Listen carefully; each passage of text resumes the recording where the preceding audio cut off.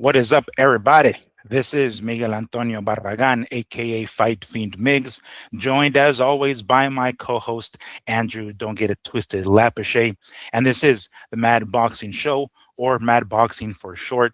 Thank you once more for stopping by on this lovely, still a little chilly Sunday evening. We are recording on a Sunday evening, as you guys, as I mentioned before. I do have to work Sundays now, so unfortunately, I do have to wait until later on in the evening to record our show, which is fine, right? It gives us plenty of time in case we missed any of the undercard fights or anything like that. I guess it didn't help that I stayed up late last night watching the UFC card that I missed while I was watching the pay-per-view of Barrios and Garcia. So, went to sleep later than I probably should have. But regardless, here we are, Sunday evening. Oh, I hope you guys checked out the videos that I posted on our YouTube channel of the weigh-in for Barrios and Garcia. I took a short of just like the outside of the stadium or the arena. Supposedly, the weigh-in and the press conference, the final press conference on Thursday, was supposed to have been outside in the Toshiba Plaza, which is literally that area right in front of T-Mobile Arena. But because of the weather, which we're going to talk about a little bit later on, somebody got a little sick. We'll talk about that. But because of the weather, they had to take it inside, and that meant that I wasn't able to bring in any of my equipment because they don't let you in with that shit. Although I just sneak in a microphone. I had to do it somehow. I had to be sneaky with it, but I snuck in a microphone. I was like, fuck it. But, I sat at a pretty good seat. People were, they getting up at the worst possible times. And I'm like, God damn it. And I also have a regular point and shoot camera. So I have my phone and my camera, and I'm trying to do both. So I'm a one-man show here, guys. I like to do the juggling the chainsaws while I'm on a unicycle type of thing, right? When I'm at these fights. So I hope you guys enjoy whatever video I got. Make sure to check them out because I posted them on the YouTube channel. And so make sure to check them out, of course. Oh, and by the way, on that note, we got a couple more subscribers. Thank you, guys. I think we got 3 more over the weekend, I believe it was, if I did the calculations correctly. So thank you. Definitely make sure to like, subscribe, share, comment all of our stuff because, we like to not only talk about the inner workings of boxing, but we also like to hear about your guys' opinion regarding our opinions. So, that being said, we got plenty to talk about. Holy hell, yesterday, Mario Barrios, well, I'm not even sure, Ryan Garcia in a scrimmage match, pretty much what the hell it was, fighting himself apparently in the ring, is the new WBC welterweight champion. We're going to be talking about that fight in great detail, in addition to the undercard bouts that didn't take place for illnesses that still need to be disclosed, the pay-per-view overall, what we thought about it, and of course our opinions regarding what happens next to the main eventers. That's going to be the primary story, and because we have so much to talk about in those regards, that's probably going to take up the majority of our show. But that's okay because we like to throw in things here and there. Next, we're going to be talking about, or after that, I should say, one Conor Benn, who decided to do old school Lex Luger, jumping from WWF to WCW, appearing on Monday Nitro. If you guys are wrestling geeks like I am, Conor Benn jumping ship, going from Matchroom to Zuffa Boxing on a 1-fight deal worth a lot of fucking money. Seems a little sketch. I'm not sure how accurate some of those details are, but we're going to be talking about that. We're going to be talking about what possible ramifications and how this shakes up the weight class, if at all, quite frankly, because we are talking about, well, Conor Benn here. Not a big name here in the U.S., but regardless, we're going to be talking about that. And of course, Eddie Hearn and how he feels about the whole situation, because he seems pretty bummed out about it, and rightfully so. We will also be talking about another relationship gone sour. Golden Boy, Oscar De La Hoya, and Vergil Ortiz were in court Saturday morning, or at least the representatives were Saturday morning before Garcia Barrios. And something happened. I don't know legal talk, but we can talk about that because everything from Rick Meridian back on social media to Vergil Ortiz Sr. on social media talking mad smack about Oscar and his dealings. Holy hell, there's plenty to talk about there. But before we get into that, and before we go into the details of Barrios and Garcia, make sure to check out our video sponsor. I'm not going to show the sticker up here because I swear that always causes my camera to lose focus. But uh, Healthy Sol. Make sure to check out Healthy Sol or Health Y Sol. And if you happen to find anything you like, you want to check them out, make sure to use the code MADBoxing10 at checkout, or follow the affiliate link that's going to be in the description of this video and get 10% off of your purchase. Lavender patchouli is a specific scent that I like. They are a tallow-based product company, either soap or shampoo or stuff like that, lotions even. Make sure to give them a try because they're our video sponsors, right? And I love tallow-based stuff, natural products, right? I don't like to use that chemical stuff, especially at my age. All right. So once more, check them out. Healthysol.com, I believe, is a specific website. Check them out. Get 10% off with our checkout code. All righty. So if you guys have been um, living under a rock for the last 24 hours, yesterday, Mario Barrios put his WBC welterweight championship on the line against probably the least deserving challenger in one Ryan Garcia. And after so many tries, he's got to get it right at some point, right? And sure enough, finally, Ryan came out the way we all thought maybe he probably should have come out against Rolly Romero and everybody else. Quite frankly, we saw that Ryan Garcia that was the hype, right? Came out and basically mopped the floor with Mario Barrios for 12 whole rounds. I don't think he won one round in any of those scorecards, even the rounds that Garcia took off. Because Garcia took a rest, right?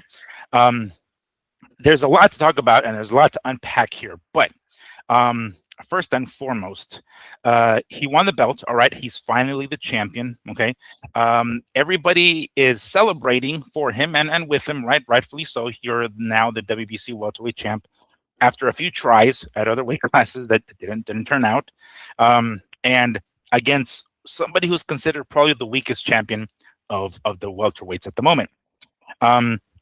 I'm not sure how I can describe this celebration that everybody's saying. Oh, by the way, Shakur got it right on the money, saying, "Yo, you're kind of late to the party, homie. I already won a belt back then. Fucking Teofimo, Devin, Durante, we all been winning belts, homie. You're the last one to finally join the club, I guess." Last night, you know what last night felt like, Andrew? It felt like the little child that has the Fisher Price basketball net and the ball, and the little boy is just too short and he can't dunk it. So his pops comes and like lifts him and gets him near the net, and then he dunks it, and then everybody in the house goes, "Yay!" That's what yesterday was. You can only give him so many tries before he finally does it. Oscar is the dad who lifts him up and says, "Oh yes, son, here you go. Go ahead and dunk it." Now he's like, "Yay!" After failing to dunk it, I don't know how many friggin' times. That's what yesterday felt like, quite frankly. So I don't want to, take any credit away from him. Ultimately, he is a champion, and as I said on the prediction show, that's got to mean something. But man, the road that he took to get to that belt, the opportunities that he was given when others weren't, you can only say so much about it. What did you see last night, and what did you think of Ryan's performance and ultimately winning the belt? Well, first off, you did take a lot away with that opening. I don't want to take a lot away, but it was like a dad lifting his son up. Come on, Miguel. These shows are always hard, coming back after picking Ryan to lose to Mario Barrios, picking any fighter to lose. It always sucks having to come back and eat your words. But I got to say that's how I got to start off with eating my words. Look, I know Barrios wasn't the best champion at 147, but he was still a champion. This was his third title defense, even though there was no wins, I guess. It's like the first champion ever. Mm-hmm. Is that right? Right. He got the belt by email, pretty much. And then had 3 title defenses, but not a single defense. Mm-hmm. Mm-hmm. And hey, more power to him. He was still a champ. He was big. He was durable. We have to look at how ineffective he was the whole night and give Ryan credit for that. Mm. There was no point in that fight where Barrios was winning a round. He might have won seconds. He never won minutes, right? Mm-hmm. He had moments. He did enough to show some fighters that there's still an avenue to beat Ryan. Ryan isn't invincible, I guess you could say. Mario still showed us that last night. Even though he looked good, there's still a lot there on Ryan Garcia that can probably get planned on when you're facing him. So Barrios showed us that. Uh, Look, he comes out throwing the right hand. You know, Miguel, you had talked about the injury Mm-hmm. coming out of his last fight and saying he had surgery, and I was kind of on the fence with. I don't really like doing the excuse thing, right? Because these guys have a million excuses Mm-hmm. when they come out. So now we're like, oh wait, but his arm must have been hurt. Look how good he looked. Well, did you see him after the fight when that streamer touched his right hand? Mm-hmm. So his right hand was hurt again last Mm-hmm. night, Mm-hmm. yet he looked great throwing it. So you know what I mean? You can't say for one fight, oh, it's my right hand. And the next fight, your right hand is obviously still hurt. I mean, you couldn't. He walks away. Now, Ryan might be playing us. Ryan's very smart at social media. But he sure did look like he was Their reaction looked legitimate. I don't think. I mean, you can only Yeah. fake it so much. I don't think that was fake at all. I think it was just like almost like, bro, like not in front of the cameras. Fuck. It was one of those. Yeah, exactly. Yeah, and the dude really he gave it a nice little slap. I don't know what the kid was thinking. I don't know what that was.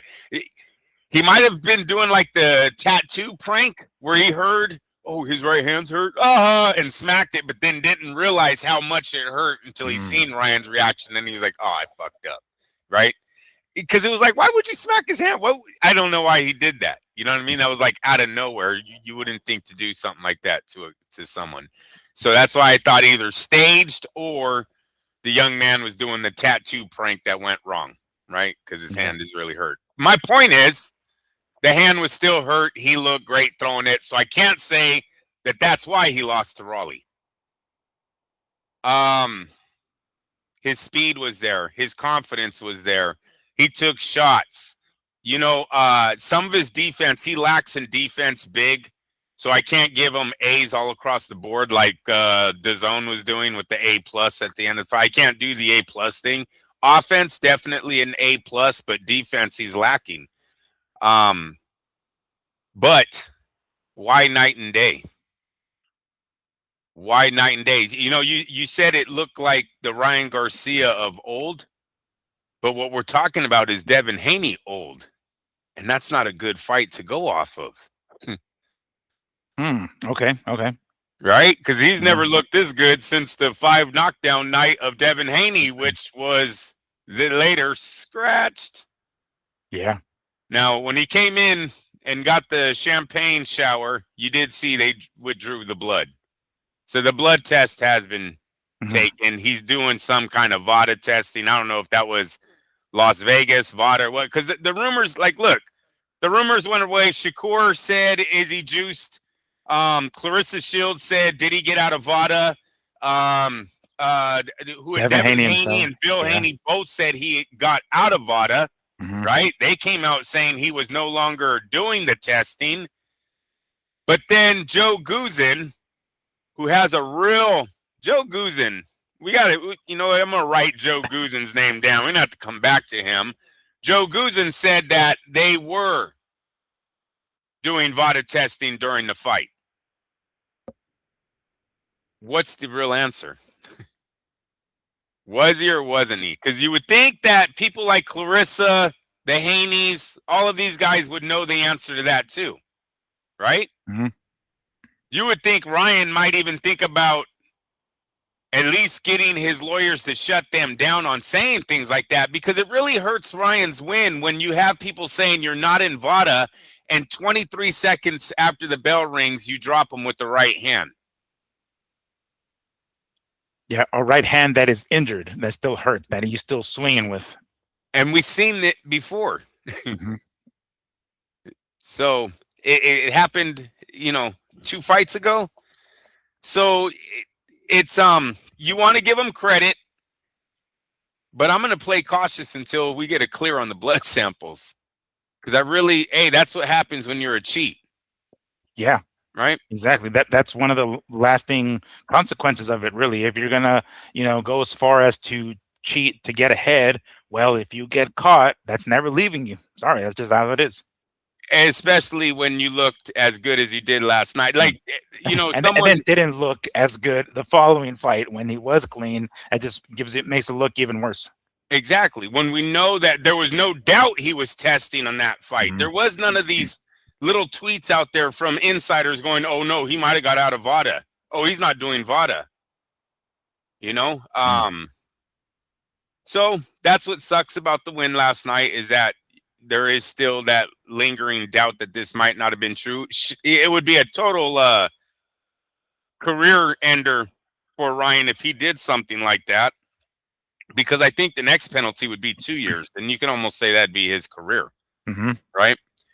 That's what happened to Baby, right? Big Baby. I Oh think yeah. he's gone for 2 years after they busted him twice. So that would be a career ender if he gets caught. So let's hope not. With that being said, this new Ryan, the Ryan with the right hand, is a decent Ryan. He's got good power in both hands. I don't give them the same grade. Look, the right hand did great dropping him 23 seconds in. It does nothing for the rest of the fight, but managed to keep him losing the fight. Granted, I think everyone thought 23 seconds in or 25 seconds in, this fight ain't going 12, Mm-hmm. right? And then it goes another 11 rounds. Is all I mean by that. The right hand looked good, but it wasn't this laser right hand. It wasn't a Tommy Hearns right hand. Like, stop with all that. His left hook still is, but the right hand is very looping. It's not a to B. It's a very long shot that, and Barrios just isn't moving. He's not stepping back. He's not doing anything. We're a half step back. You're going to be out of the way of that Right. a big percentage of the time. Not saying all of them miss, but there's fighters when you do the whole loop, they're gone, man. They've already seen it and they're out. People like how Floyd used to say, "I know what you're doing before you did it." Those type of fighters, that IQ at a whole nother level.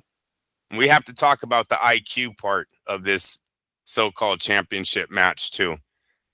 And then we need to put a stamp. We need to bring up all four champions in the welterweight division. We can do the IQ test with just where we're at right now in the welterweight division. But so I don't like the right hand. The defense was ugly. Look, you guys, you might think I'm talking shit here, but did anyone hear the commentators refer to Ryan Garcia's defense as cinnamon roll, not a shoulder roll?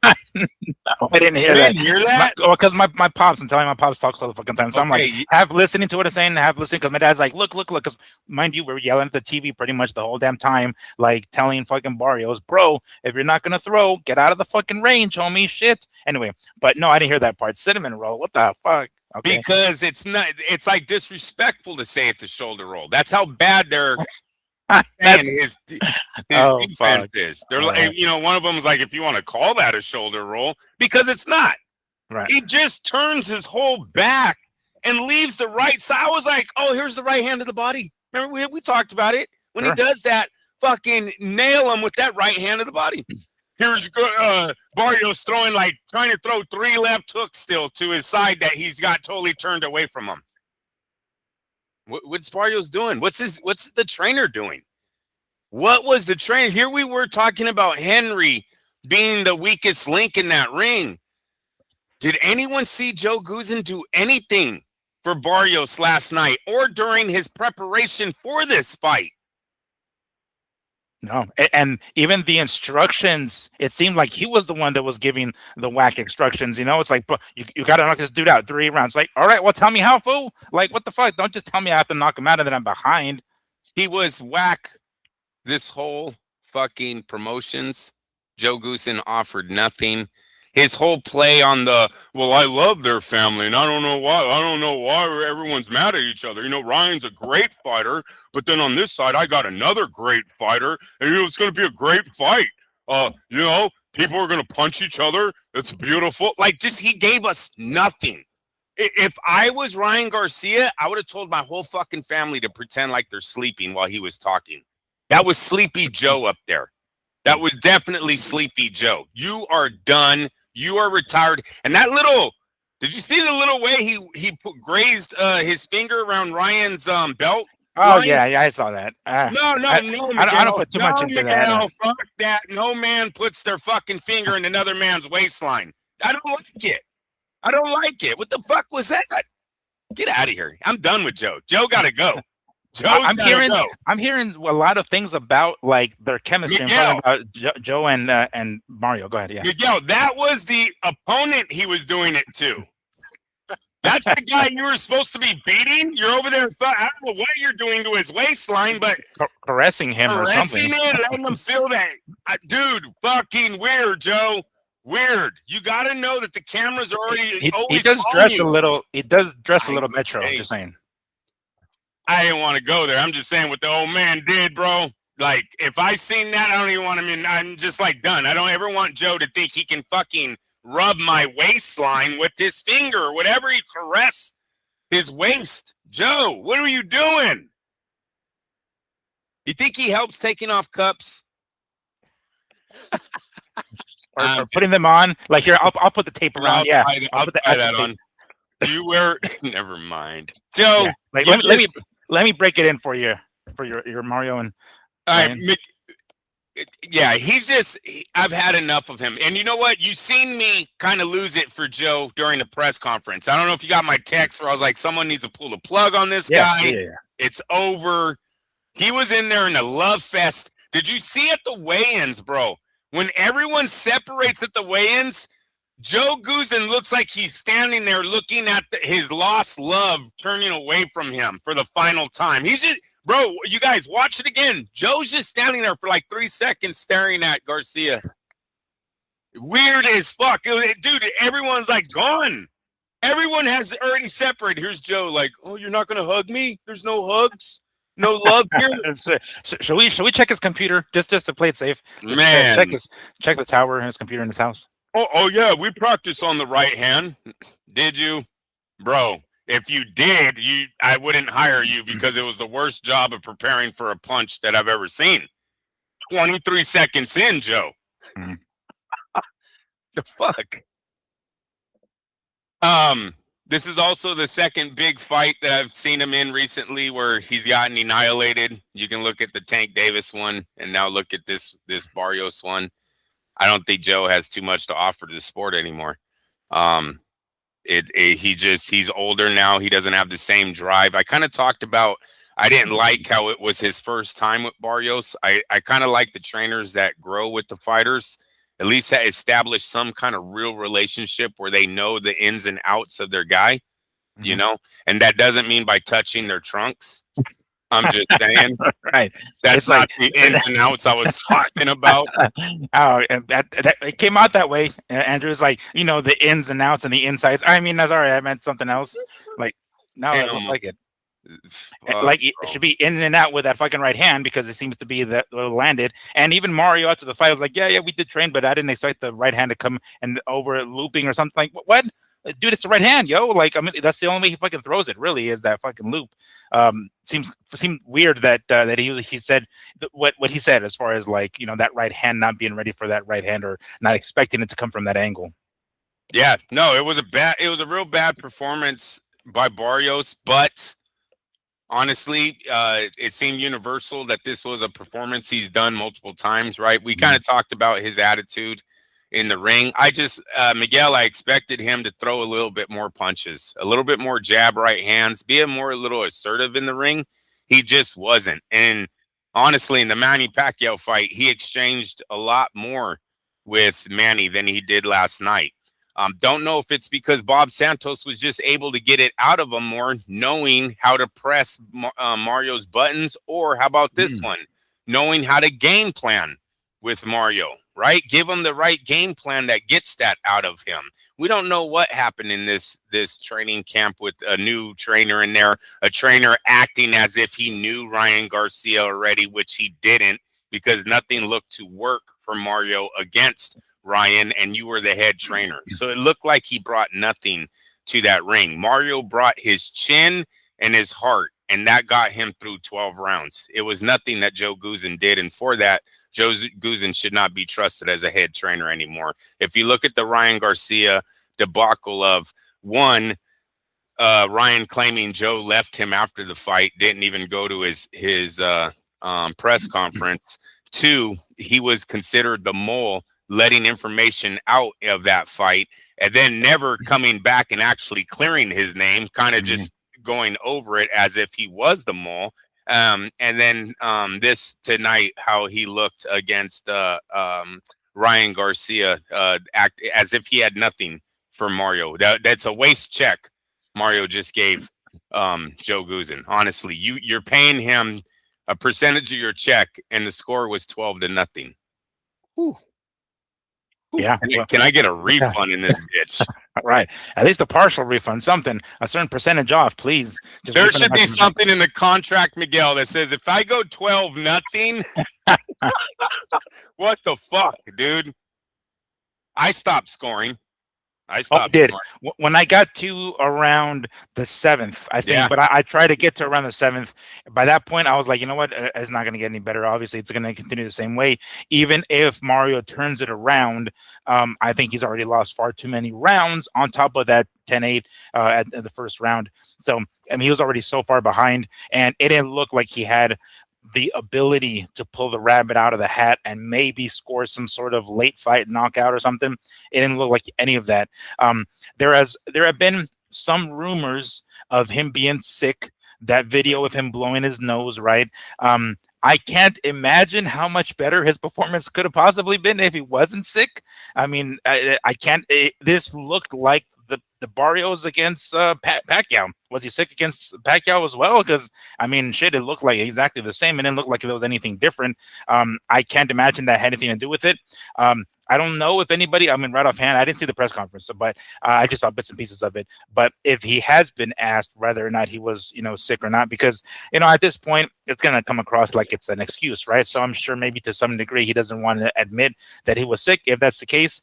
But even still, I mean, I don't think that's going to change matters. If anything, maybe it'll kind of hinder his endurance or something like that, right? But really, I don't think that would have changed matters, even if he was 100% not sick wise. And I did see the video. What I didn't see was his respiratory system acting up during the fight. And whenever you have a virus in your breathing, most of the time when you get excited, when you're exercising with the cold, it's gonna show. Yeah. Runny nose, you'll have to like keep blowing the nose, or you'll hear him hacking in the corner where he's spitting.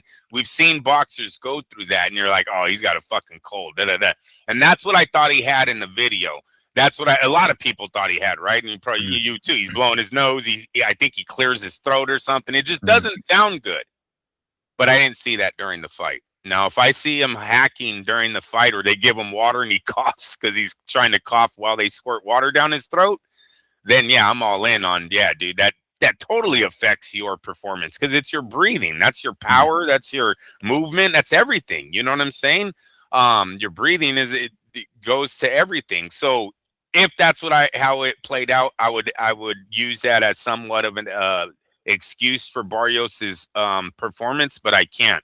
This was a beat down of just now we talked about speed. We did talk about the speed of Ryan Garcia being effective. I actually thought one that your body hook was going to come into play at mm, some point in the fight because Ryan did start landing some tremendous body shots. I was like, uh-oh, he might nail that one. It might be end on a body shot. He was able to gut it out with those punches. But this was just a matter of Ryan's speed, and he brought another dimension to his game. I mean, come on, it was across the board that everyone thought Ryan Garcia was one-dimensional. You didn't just hear this on Mad Boxing. You know what I mean? There was mm. many. I believe Henry Garcia went after all the people that were calling him one-dimensional at the end of the fight. So it's that's what was different was speed, and Ryan brought a different game plan to this fight. I mean, I didn't one guy say it was the most left hook right hands he had ever thrown. Another guy has already put out there was the most jabs ever thrown. Like, he brought a new game plan or game to his offense, right? Weapons to his offense. Give him credit for that. right? I just need to make sure that it was all done naturally, because unfortunately he's made, if not the air on purpose, through his IQ and not knowing what he was putting in his body, he fucked up and tested dirty. So we have to make sure that that was done naturally. Everything was naturally that was done on Saturday night, and if so, hey, Ryan's a major player in this game. Um, but yeah, I I I don't see him staying off everyone's radar because of last night's performance, though. And as a matter of fact, I think that actually went the other way. Looked like everybody called out Ryan Garcia immediately after the fight. Yeah, I mean, you pointed it out during the fight. We were texting a little bit, but it was pretty obvious that he was still making a lot of mistakes. Unfortunately, he was in the ring with somebody who just frankly was not able to capitalize on those mistakes. The way he was crossing his legs or crossing his feet when he would move back, it seemed like he added another tool to his toolbox, right? With that right, like even more so, I guess. I was impressed with his cardio. He does tend to, if I was remembering specifically in the middle rounds of that fight with Devin, how he kind of slowed down and maybe kind of rested a little bit before he picked it back up again. And towards the end of the fight, I didn't see that in this one. He was throwing that right hand hard like every fucking time, and I was like, okay, he's gonna get tired. He's gonna get tired. And sure enough, I saw some signs. It looks like he was breathing. He was huffing and puffing when he went back to his corner in the early rounds, but he kept throwing the right hand, and he kept that same tempo. I was like, oh shit, okay, well, he's not taking breaks. He's not gonna, give away any rounds or anything like that. It seemed like his cardio was great. Um, Again, there are certain PEDs that help with cardio. They're not all muscle building or anything like that, right? Some of them are have to do with endurance and stuff like that. So again, as of right now, we don't have any word, but there's suspicions, right? I mean, obviously that's kind of comes with the territory after you piss hot once or multiple times, whatever. But we have to kind of wait to see what those results are to see if whether or not he was clean. I've heard everybody is talking about whether or not he was VADA tested through the whole training camp or something like that. Like there was a point where he was like they dropped out. At least that's what they're saying.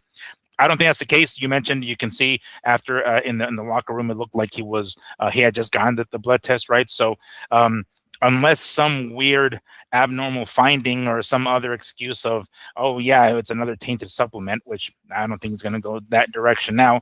Then it's a great performance by him, right? I mean, he goes in there against somebody like Barrios that man, we expected a lot more. I mean, was it just?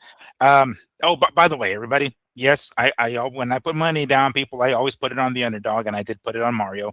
I thought Mario was going to put on a better performance. I really think I thought he did.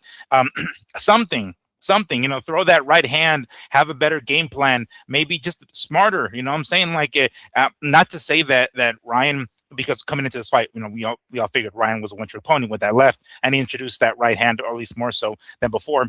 But you're supposed to be ready for that anyway. You know what I'm saying? Yeah, granted, you might be ready or specifically study for that left, but you should be ready for that right hand. I mean, he is a right-handed fighter anyway, right? So I don't see what they practice in the gym.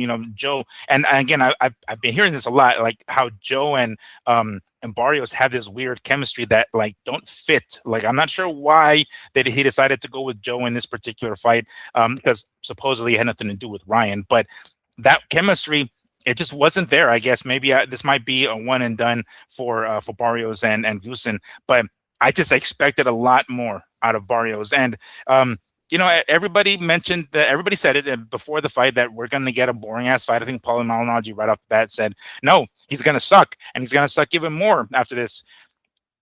Timothy Bradley saying, Ryan, if you don't get this shit done, like against somebody like Barrios. So obviously not a very high opinion of Mario in the boxing community by analysts and former fighters.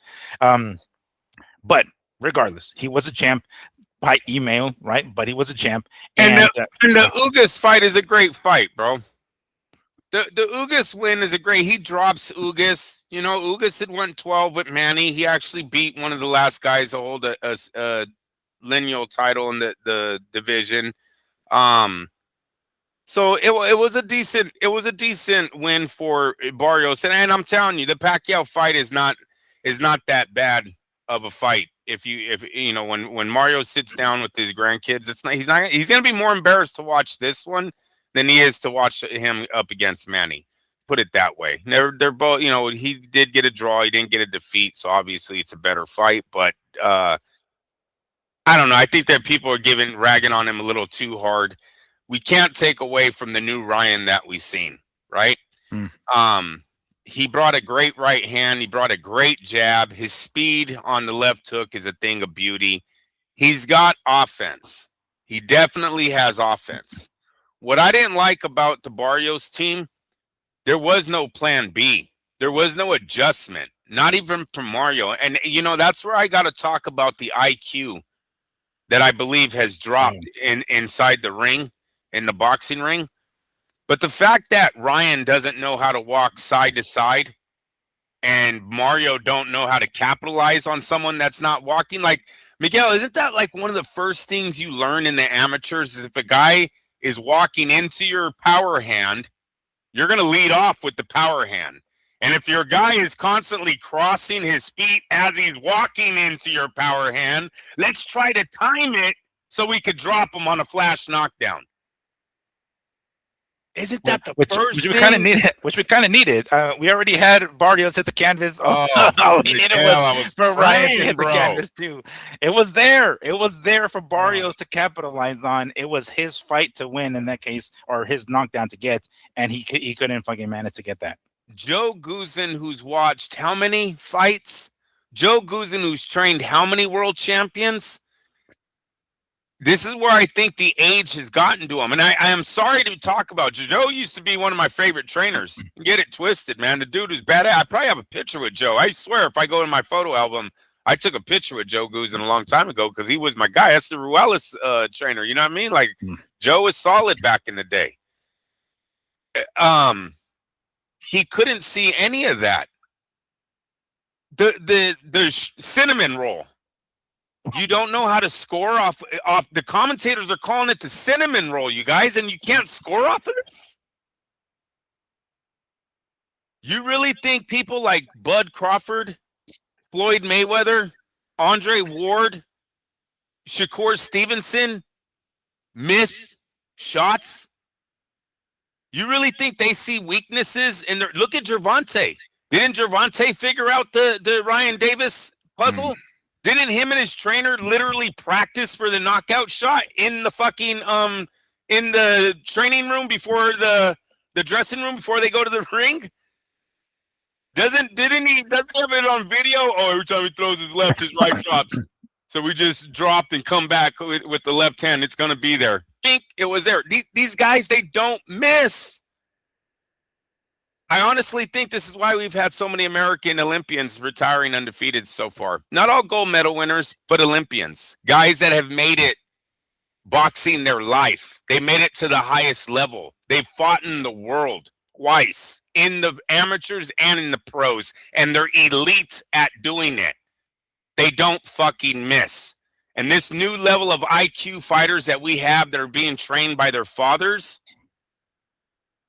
is making it a lot easier for these guys. I think that's why Floyd's coming back. I'm sorry. I think Floyd at 50 is like, nah, my timing beats these guys. I don't even need anything else but my timing again.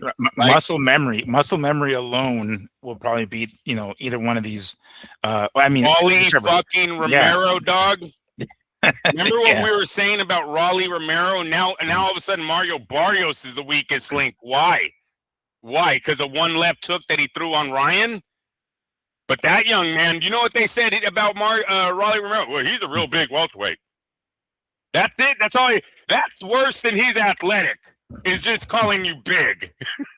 There's levels to this shit, dog. And on that note, big Mario Barrios is taller. He used none of his height. No. None of his height. And again, we've seen it before. But when you go in there against somebody who's shorter, and I know there was a bigger gap with him and Manny, but like you kind of have to take advantage of those things. You have to make sure that you make him pay for that. You have to use it to your advantage. That's kind of the point. None of that. The jabs or if he's too fast, you gotta get on the inside and put your weight on him. Then start putting your muscle on him. Start beating him on the inside. You know, because he's tagging the shit out of you on the outside. However you do it, we got to get on the inside and stay there, Mario. You have to stay there. And when he gives you your right side is exposed or his left side, you got to throw the right hand to the body. Miguel, snap out of it. Come back to me, guys. He froze up. But this is what they were missing. There's no adjustment in the ring. There was no plan B. It was we studied for this and couldn't stop it. So hey, more power to Ryan. Come on, that's a BS excuse on losing a fight. It really is. You're back. You're back. What I miss? Oh, you don't even hear me when you're frozen? No, nothing at all. Because you freeze on my end, and then that's it happens. Okay. No, I was just basically saying how they were missing the adjustment. They basically at the end of the fight, they told us, "Oh no, we trained for all this. It just didn't work. All right, bye bye." Where is that? What are you paying for in that corner? He's not supposed to see the cinnamon roll. He's not supposed to see the crossing of the feet. He's not supposed to see he's walking into your fucking right hand. Start throwing it. Be a fucking man. Remember when Teddy used to tell you you're going to hate yourself in the morning? Maybe that's what Mario needed to hear. You see your daughter out there? You say, I thought you're fucking fighting for her. Where the fuck are you at? He's walking into your power shot. Throw your fucking power shot. If you fall, you fall. It's better than what you look like right now. You're already losing. You're already losing. You know, it's not going to change if you don't at least risk and try to throw that power hand. I think Joe was thinking about putting hands on Ryan. He wasn't thinking about the fight. He's like, don't hurt my boy. Don't hurt my boy. Don't hurt his pretty face. One thing that I was also impressed with Ryan is his ability to stay off the ropes. You know, he was able to keep the fight in the middle of the ring, and that was pretty sweet. I mean, again, somebody like Barrios who probably didn't, put that kind of pressure on him, but still, like, the few times that he was close to the ropes, he was able to blah, blah, and then get out of the way. That was pretty slick. I mean, probably on the most basic of basic levels, right? Not maybe against somebody who's going to be able to cut off the ring is going to be a different story, but against somebody like Barrios, it was enough. And let me not go back on what I said last week. That's a dangerous game plan. It's a game plan that I wouldn't want, but that's the adjustment they needed in the ring because the game plan that they had that I was seeing too was clearly not working. So now we got to go into the fire. I'm sorry. You're going to have to fight fire with fire. It fucking sucks. His left hook's coming. Keep that right hand high and go in and try to stay in. When you're in, you stay in and you hit this body. You kill this body. You do what the young man did to Russell on the undercard. That was a great example of a man trying to fucking will his way through a fight. You understand? He was lacking on everything else until he started touching that body and seeing, oh, wait. It's changing his attitude. It's changing the speed of the fight. He just started digging. He tried cutting down that tree. He got close. It didn't work. Definitely want to see him back. And no, his name is not, what did they call him? Horbush? I was like, did he just say that? Oh, that was fucked up. But no, I definitely want to see them back. It was the young man from Japan. Right. I'm pulling it up right now because I forgot. His first name is Andy, but I forgot what his last name is. I'm not sure how to pronounce his last name, but I'll pull it up. But his first name is Andy for sure. I definitely want to see them both back in the ring again. You got to believe with that man coming in only a day from Japan, only getting 1 day to get acclimated to Las Vegas, and that's the performance he put on. Let's bring him back. Hey, real side note. I know I'm getting thrown off. Sorry, Miguel. Zuffa should sign him today. That's the guy you're looking for. The Japanese fighter. If they're willing, that's someone you can start a welterweight division on, right? Because we've got a little piece of him. He looked really good. Now, if he can go to their rankings, dominate whoever the hell's over there, get his little title, then you can bring him back. And maybe that's a good unification. But that's someone, if Zuffa was smart, they'd be looking at today to signing. But either way, back to the main event. I liked how Ryan looked. I like how Ryan acted. Look, that's another thing I got to talk about. I told you guys before the fight I thought he had changed. He's shown a lot of growth in this promotions for the leading up to this fight. He was a little obnoxious, but not over the top. Never, clowned anyone. Never clowned himself. Right? He just played it Mhm. very Yeah, cool. there were a couple of times where, like specifically with the Joe Goose and stuff, where he decided to take the high road and not like say extra stuff, especially during like the face That's off and right. stuff like that, right? That's So right. he made it a point to not really like go overboard with that, what's the word? Like there's another word for it, but basically tabloid stuff, I guess, like boxing That's right. tabloid type of shit. But yeah, extra drama stuff, yeah. Yeah. So I thought he's grown in that side. Look, it seems like he's a religious man again. Mm. I know I've called him fake before. He needs to prove me wrong by staying a good guy while he's the champ. See, now things change, right? When you start having the belts and you get all that limelight and all that. I Mhm. know Ryan's always had money, but it's going to amplify just a little because he is the champ now. I expect Ryan to be wearing this belt a few times when he goes out. Right? Doesn't he I, seem like that kind of kid? I just well, they gave him that big old chain, so maybe he's just gonna there wear you that go. instead. I don't There know, you go. maybe, But right? stay humble. Right. Stay humble, right? Don't lose this little image that you have because look, checking the scoreboard, it's another one for Jesus, right? The kid comes, hey, I'm just saying, there's two different stories playing here. So the religious world that believed in Ryan before, because they did believe in him before, Sure. he had them on their side. Then he loses them with the Devin Haney BS. And then, you know, he, he did good last night. He did good. He talked about the kids. Everyone's big on these kids, which I am too. I hope we get to the bottom of that. I don't want that swept under the rug like we all should want is justice for anything that is found in to be guilty on. He came out speaking against that again. He did it again after the fight. So these are all points for him. Don't lose any of that momentum by being douchey now, right? If you're gonna submit to Jesus, then you got to submit all the way, and you did it in a public eye. So now you got to stay strong with that, right? Um, the so I hope he does good on that end.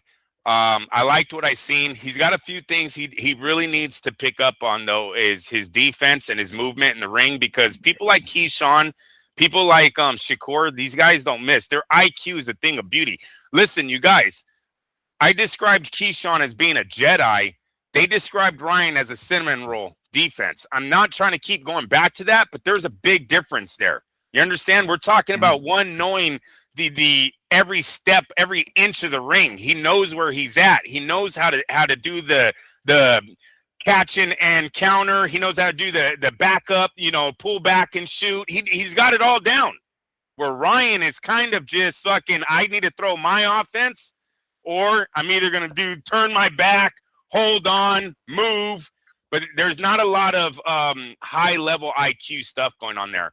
It's great with the speed. He's got speed all day.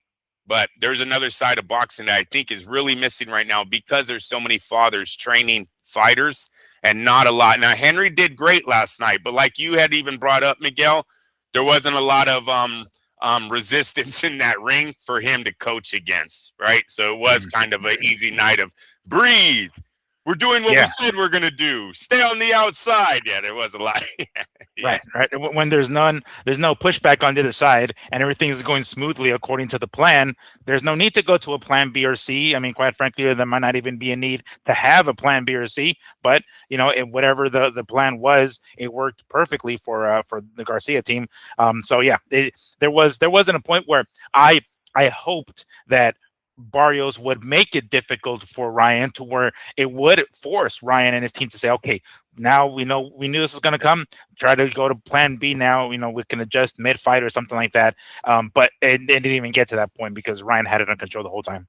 Yeah. Yeah. No, it was actually Joe that kept with the same BS. Yes, Yeah. right. Yeah, We trained for I did this. not And expect that. Yeah. Man, where the fuck was? And it was funny when I got to the weigh-ins. I was waiting outside, right in line to let for us to or for them to let us into the T-Mobile Arena. And Joe walked by. People saw him, so they all went up to him and took pictures. Right, he was kind of on his way to the stage, I'm assuming, or on his way to the arena.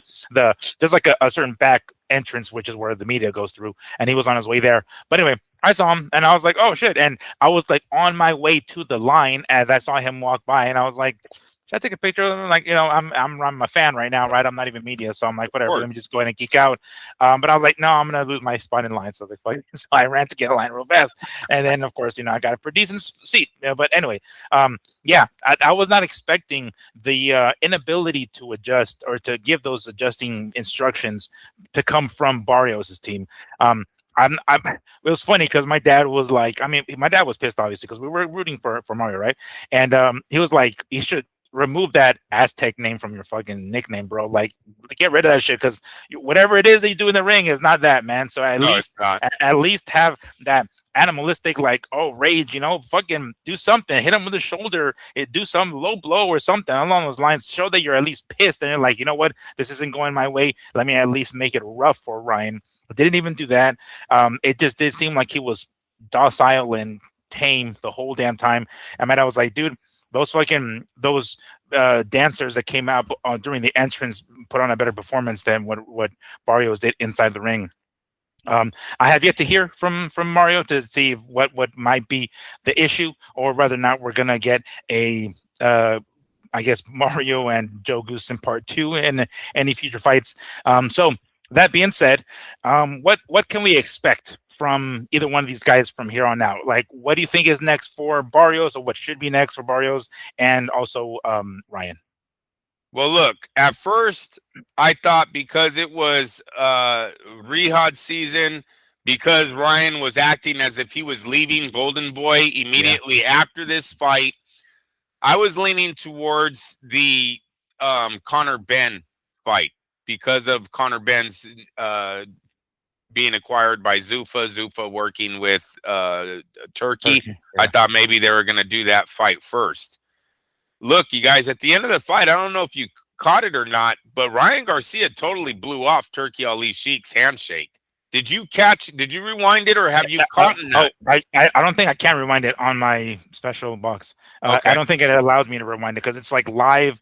I did try, and I did get one of those error messages that says like no playback on something or other. So yeah, but I'm almost certain that at some point the Ring Magazine is going to be releasing the fight for free on their YouTube channel within the next 24 to 48 hours. So I'm gonna go back and look.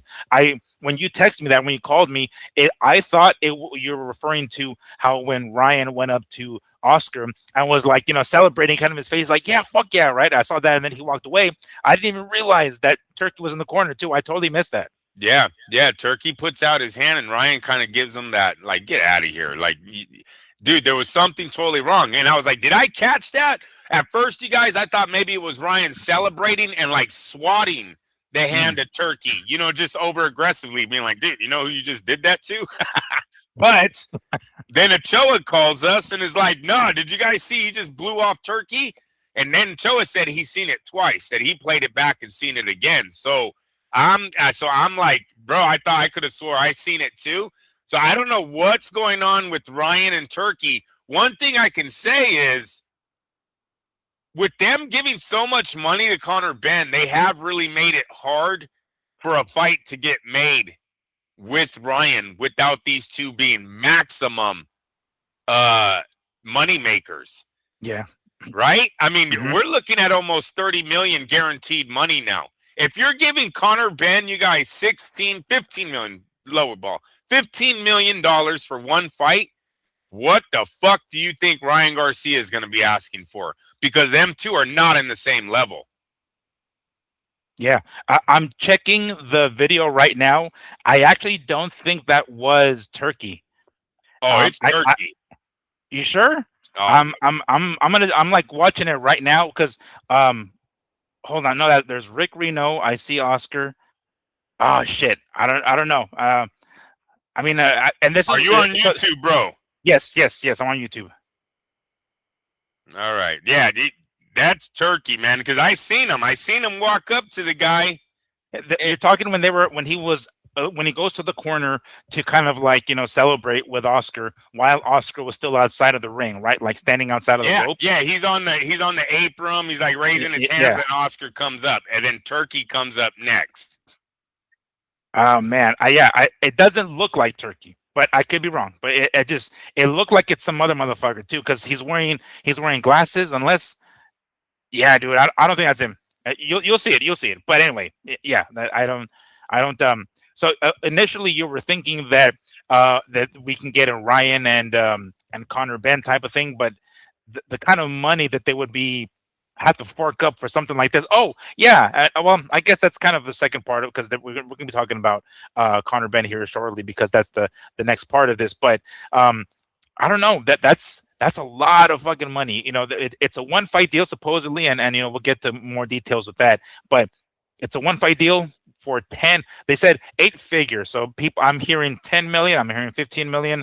Like I said, we're going to talk in more details on the next topic here. But if not Conor Benn, then what? Devin Haney?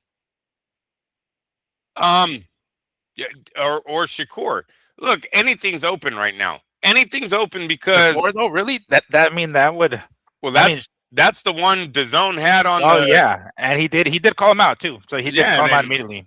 and Bud even said it'd be an easy fight. He even threw his 2 cents in there about it. So, um, yeah, I would think Shakur is probably in the lead before. But you guys, anything works right now, right? And if Turkey is in this mode that he wants the best fighting the best, I mean, you could just put him up on the board and throw darts at him at this point. Put Ryan on one side, put a blindfold on, and throw a dart at the other three, and they're all making money right now. Hmm. All right. Well, um, damn, I had something else in mind. Um, all right, all right. I see what you're saying. I Because I just mean, think it seems about the like Devin. they're blowing the wad too fast. Like they have to make money with Ryan. They immediately go with a fight with Shakur, and he gets fucking smoked. You know what I'm saying? Oh, by the way, this is what I was gonna say.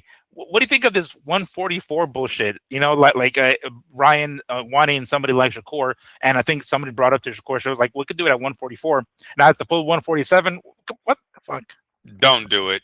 If I'm Turkey Ali Sheik, look, and that's something else they need to talk about too, because they were talking about Conor moving to 154, and I was like, I thought there wasn't a 154. How is Conor getting signed to Zuffa yet he's fighting junior middleweight? Hmm. Correct. It goes Correct. welterweight to middleweight, right? So Right. Eddie Hearn's wrong on the 154 thing, but we will see how that plays out. Um, what was the question you just asked? Oh no, that bullshit about 144, like Oh wanting yeah, to do like a halfway. I mean, I think Ryan learned his lesson from the 136 against Gervonta, right? To not do it. Now he has a belt, he has a little bit more leverage. He's like, no, no, bro, you come up to a full 147 and let's do it. But when I heard Shakur pull that shit off, I'm like, yo, because here's the thing. I remember prior to Shakur beating Teofimo that Shakur said, if I can't get another big fight at 140 or even at a different weight class, obviously referring to 147, then he's going to move back down to 135. I don't think that's the case either. I think he's staying at 140. But regardless, if he says beforehand, that he's willing to fight, at 140 or another weight class, what the fuck else could he be talking about? He certainly isn't talking about middleweight or junior middleweight. Obviously, he's talking about welterweight. But he sees this performance by Ryan and saying like, no, no, no, let's do 144, dude, bro. No, let's not do this hydration shit again. Fucking this or catch weight bullshit. Ryan's not gonna do it. There's no way Ryan's gonna fucking do it. Drop. I mean, we saw him. He was at what 146 point something or whatever for this weigh-in, for this fight with Barrios. Still having to drop an additional two more pounds that down from that or three, whatever. Yeah, that's not gonna happen. yeah, and seriously, when Floyd and Manny used to do the catch weight thing, these guys were the face of boxing. They were the money makers. Like this is why guys would take those extra few pounds because they were getting an opportunity they had never, gotten in their careers before. Yeah, We didn't do it just to make fights. You get what I'm saying? Like sure. none of those guys deserve that kind of pool yet. So it's either you're moving to welterweight, you're staying at junior welterweight. Make a choice. And especially with the way Zuffa is throwing a wrench into things, we haven't seen how that's going to affect making some of these bigger fights, even the TV rights to making these fights. We don't need to add any more weight divisions. Like, oh no, well, I fought him at 144. Can I fight your guy at 144 too? Like, let's just stop with all the catch weight bullshit. Unless, like I said, unless it's Floyd fucking Mayweather or something like that, then I can see you doing it because you're about to make $15 million and you only make $1 million. You know what I'm saying? Like, Mhm. there's reasons why that catch weight was done for certain fighters. It's not there just to make matches for anyone, though. In my opinion, Right. I think Just for the sake of making the match. No. yeah, you earn that shit. You know. Mhm. All right. Anything else we want to add to the main event before we move on to the other bouts or the primary bouts of that card? No, no, it was a good fight. It was a good win for Ryan. Um, definitely helped the sport out, giving us another avenue of $1 million fights. So Mm. very very good for the sport. Alrighty. So what was supposed to have been the main event, Oscar Duarte against Richardson Hitchens. It looks like everything seemed okay. I was at the weigh-ins, things were looking pretty good. Hitchens looked great. I mean, it's kind of difficult to tell from where I was at, but it didn't look like he was too drained or anything. According to Oscar Duarte, 24 hours afterwards, right, the next morning, there's another mandatory IBF weigh-in, and he weighed in as well, and he was on weight as far as I understand it. And then a few hours before the pay-per-view starts, Hitchens bails out and bows out, and is removed from the fight. And of course, at that short of a notice, there's no way of putting in an opponent there last minute. There's no point, so they completely scrap the fight altogether and remove it from the pay-per-view card, which kind of sucks. You literally hear this like hours before the main card starts. If you heard any of the interviews from Duarte, he said, he looked fine. He's claiming that he was sick, but quite frankly, I think he was scared and didn't have the balls to go in there with me. Now, it is chilly. It is windy here in Las Vegas, and we did hear rumors of Barrios himself being sick, which is a possibility. Is not uncommon, or I wouldn't. It's not out of the realm of possibility that another fighter could get sick the same way or similar way, and that may be what happened with Richardson Hitchens here, because that's what we're hearing is an illness, an illness. All right, well, what illness is it? Food poisoning? Is it dehydration? Is They're not specifying that, at least not that I've heard yet. If anybody has heard anything, by all means, let us know in the comments because we would like to hear it. But I have yet to hear anything in regards to what illness this could be. According to Duarte, the illness is no balls, according to them. So, Well, I got two rumors right now. Okay, perfect. Let me hear them. One of them is it's the rehydration, that he had starved himself so long he wasn't able Oh, to eat the night before, mhm, or the night leading up to the fight, or yeah, before the fight, yeah, and had to turn himself into the hospital. We seen that thing happen to Oscar, right? The famous story where Freddie Roach said he seen the IV marks oh, into sure. Oscar's arm. He knew Mhm. at that point he wasn't eating solid foods, yada yada. Oscar De La Hoya came on his Instagram last night and said it was food poisoning. Which, bro, if it's food poisoning, that's a total bullshit reason to pull out the day of the fight. I don't even know what the rules. I guess I can't say that either. I'm not in Hitcherson's shoes, but this is gonna hurt him big, with the people that put on these events, and they're not gonna be able to trust this young man. He's like Schofield, right? Schofield did Mhm. the same shit, and he kind of got blackballed for a little bit. I don't know if we'll see where he goes from here, but I think the biggest concern is, um, will he do this again? Pull out the night of, the day of, the fight. It's we even heard, Julio Cesar Chavez got in the ring with the fucking cut over his eye because Bob Arum told him, if you fucking back out now, I'll never give you this opportunity again. So Chavez said, fuck it, went in the ring with the cut. Um, you you would think Kitcherson would not eat, try to clear his stomach, take some medicines to settle his stomach down for a few hours, and go in there and give us the fight. He didn't. That's his choice to back out, and now he's gonna have to live with that. It's almost like going bankrupt. It'll just be for a few years. He's gonna have bad credit. It should get good again. Yeah, it's like, I've been making payments on time, right? I got a fucking car with a 30% interest rate at, like, drive time, but I'm making the payments, so it's helping my credit, right? Well, I mean, I guess it was just in an effort to keep his undefeated record alive, even if he was going to be able to do it. Chances are, and if what part of the one of the rumors that you're talking about being the weight, if one of the rumors is true of that being the weight, then chances are he's going to probably have to drop the belt anyway and then move up to 147 probably. But at least he does so by keeping his undefeated record intact and not dropping a loss. I was so looking forward to that one, though. I know. Damn, I was looking forward to that one, man. I know. Things got like hella good during the weigh-in. I was like, fuck yeah, there are people in front of me cheering. Again, you guys can check out the YouTube video that I posted on our channel. But man, I was so looking forward to that one. And when I saw that shit, I was like, fuck. And And this when is I not told the my, huh? this is not the first time that it's happened to turkeys. Big. Yes, dude. My dad was saying the same shit. He's like, you know what? Do they do this shit to us on purpose? Like they stack the card like a motherfucker, and they're like, all right, it'll get people to buy the pay-per-views, and then literally the day of, you're like, oh damn it, well these fucking pay-per-views aren't refundable. So it's like, well, one of the fights drops out, and you're like, damn it, now the pay-per-view card isn't as juicy as it was prior to this drop. So yeah, go ahead. I honestly, Miguel, started thinking about when you found out tickets were half off at the weigh-ins, dude. Oh yeah, yeah. If you guys check out our Facebook page, I was outside waiting for the for us to be let into the arena for the weigh-in, and there were some chicks out there with, I think, like Barrios. I think they were in t-shirts. I don't remember because one of them had a hoodie on, obviously, or like a zip up because it was cold. But they were handing out these little pamphlets, these flyers that had a QR code on them, basically that had a 50% off of the tickets. I was like, wow, that arena was not packed. It most certainly wasn't. It wasn't even like that full for the weigh-ins either. It got pretty full, but not that bad. And then um, fight night, you watch. Or oh, by the way, when I saw that, the first thing that I think you mentioned to me, Andrew, was check the tickets. I go and I check the ticket prices. They're about $400 for like floor seats.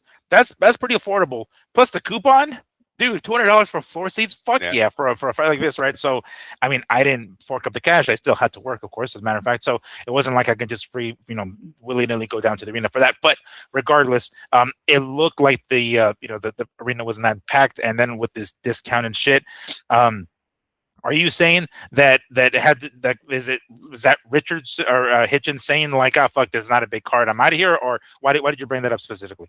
Because it's not the first time that it's happened to one of these stacked cards. And I'm just wondering if they're starting to already look at the dollars, right? And going, look, we put together this major card. I basically put two events on one, and now we're giving tickets half off. No, you're pulling one of the fights. I'm not giving the fans fucking everything, right? They Oh, I see. at some point, we need to start meeting in the middle, right? Mm.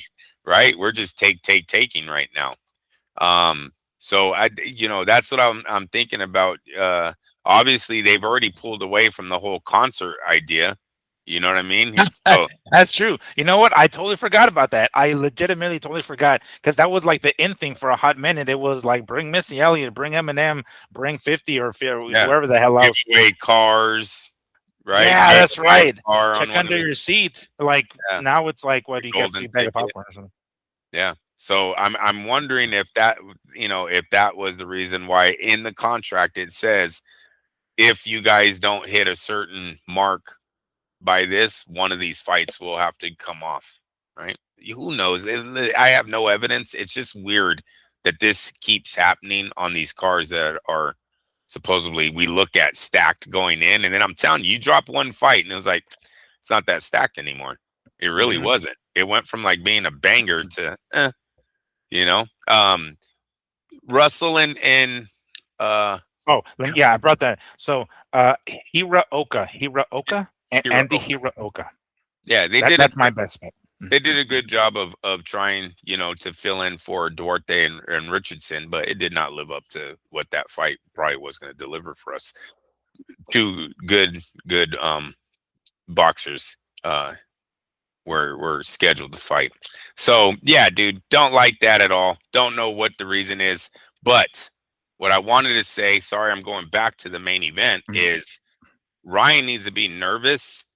Actually, everybody needs to be nervous that they have to take the Conor Benn fight to England because You're 30 Because million. oh, I see. You're Okay. 30 million in the hole already by having to pay Conor now. And no the Americans slash Mexicans, whatever, didn't even show up for Ryan in Las Vegas at $200 seats. And now how much do they have to be so you guys can make up for 30 million? Yeah.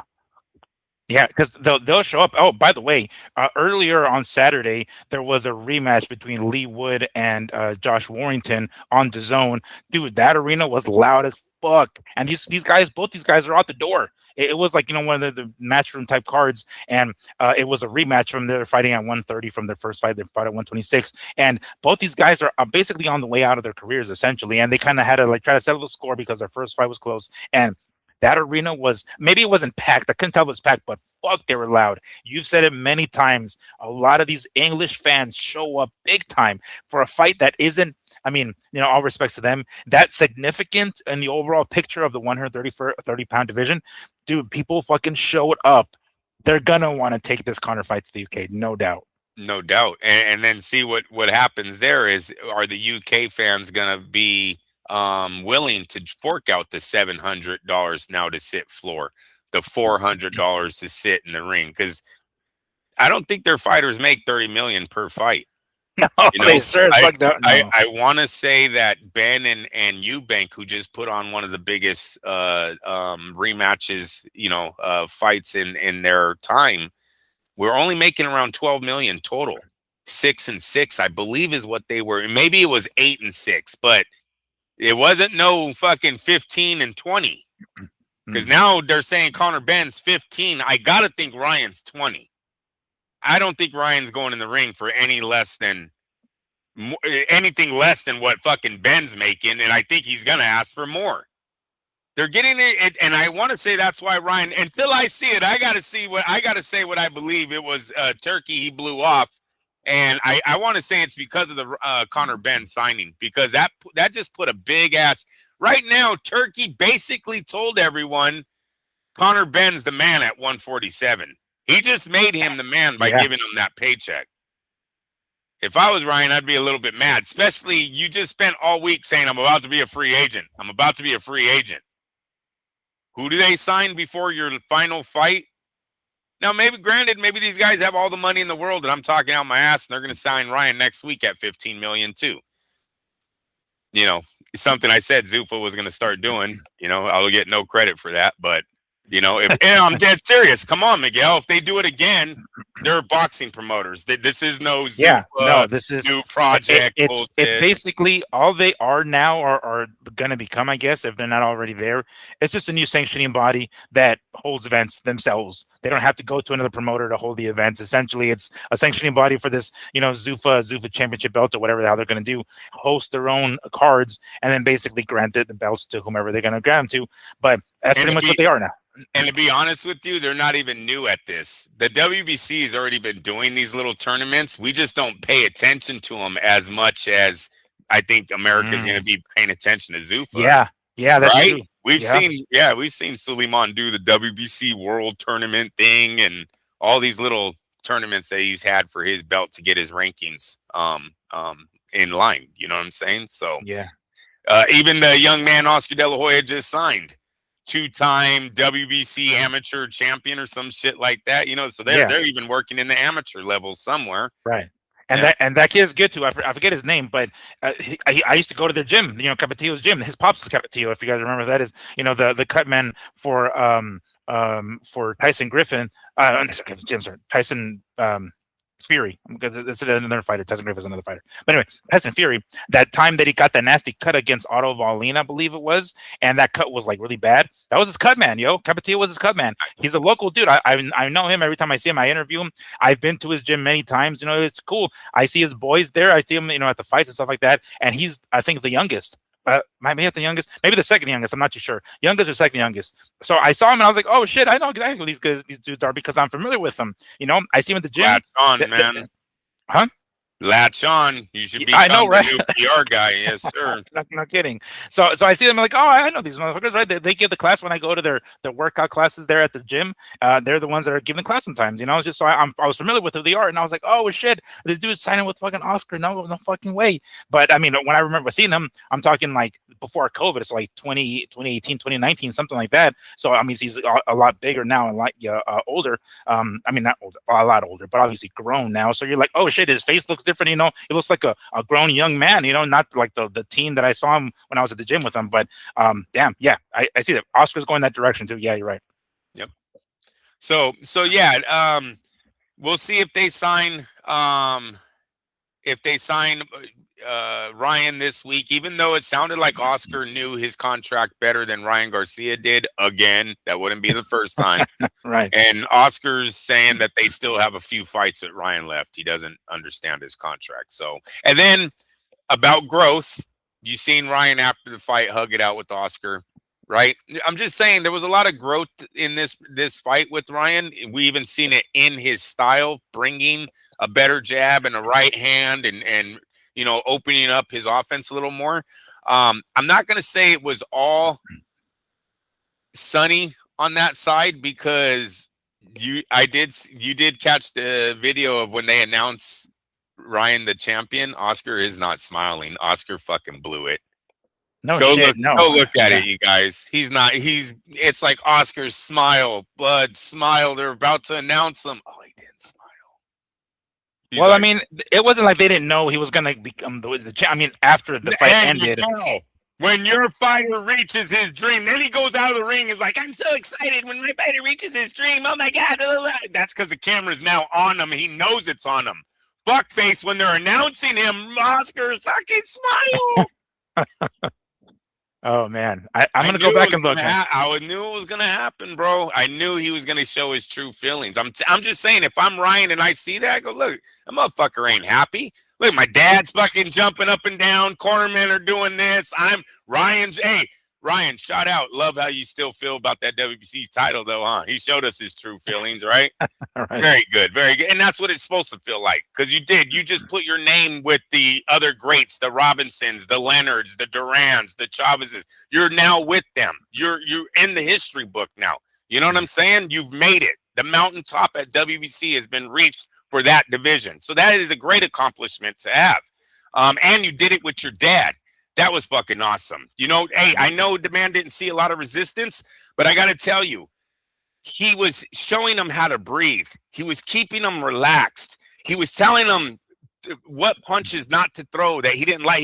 Did you see him go, don't lead with the uppercut, because he's going to catch on to that. He's going to counter. That's great advice. That's great advice. That's IQ that trainers are supposed to be giving to their fighters during the fight. You understand? You're seeing something. You're like, hey, don't keep going to that well. You know what I mean? He's going to catch on to that.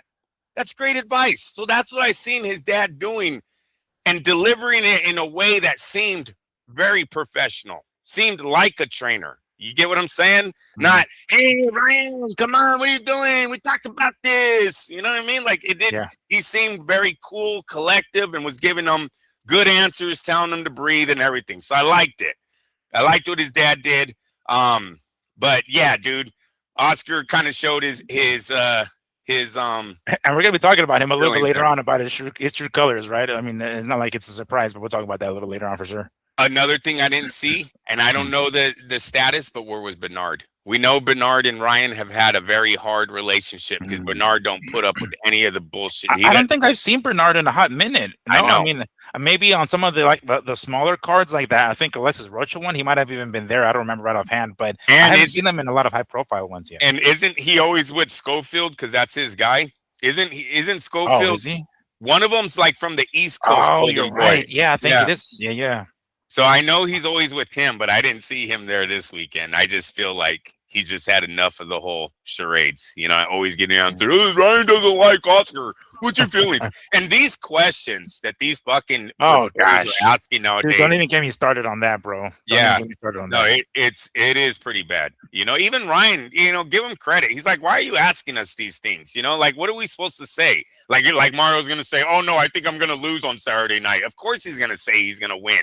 Of course I'm going to say I'm going to win. Like, Yeah, Mario flat out said it. He's like, I fucking hate these questions. Like yeah. during one of those interviews that the DAZN was conducting for him, he's like, man, I fucking hate this part of like the lead up to it.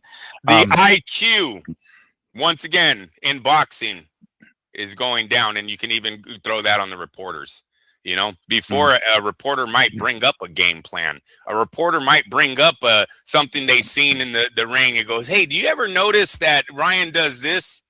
There is none of that anymore. Yeah, Right? dude, I swear, if I can't come up with a question like that, I will not, and or it has to do with the fighter's contract or his game plan or people around him. Like I can't do, and I know it's fun to ask him questions like, "Hey, green salsa or red salsa?" or some stupid shit like that. You know what I'm saying? Yeah, yeah. Like I get it. It's like quirky stuff that like you do when with like the hot ones or hot wings or whatever the fuck that show is, where you're eating the hot chicken wings while you're asking questions or answering them. I get it. It has its niche. I get that, but like I went to I think it was Mikey Garcia and Robert Easter. And I asked, I was like, man, what the fuck can I ask? You know, it was for Mikey, and I was like, dude, and it occurred to me, I'm like, yo, you seem to have not a problem at all landing that right hand on a much taller opponent. What the fuck was it that you were able to land? It's like, oh, he dipped in this direction. I was like, yes, that was like the best fucking question ever. You know what I'm saying? So it's like, yo, Yes. what the fuck happened to those goddamn questions? It's basically influencers who already have a big following and can get more views, and maybe it's just the streaming service era, the app era, right? Like Instagram, that kind of shit, social media. So that's the era that we're in, and I understand that. And unfortunately, it erodes the actual questions, the journalism or whatever, right from the media people. I can't stand that shit. Journalism is also gone because websites are gone. A lot of the reporters that used to ask the hard questions didn't get in the social media platforms. They're not viral. They don't have 12-year-olds to 20-year-olds watching them. You know what I mean? They're relying a lot on these young kids that got young, stupid kids following them, guys that don't know how to read, don't pick up books, don't, you know. Short attention spans. Exactly. Yes. Yes. Even I've become victim of that sometimes, Miguel. I really, really be honest with you. I feel like it's like that with me. Sometimes I'll look at a video and go, too long. Shut the fuck up. All right, next. 30 seconds. Thank God. Please tell me. Tell me what you got to tell me and get off. Like, get to the point already.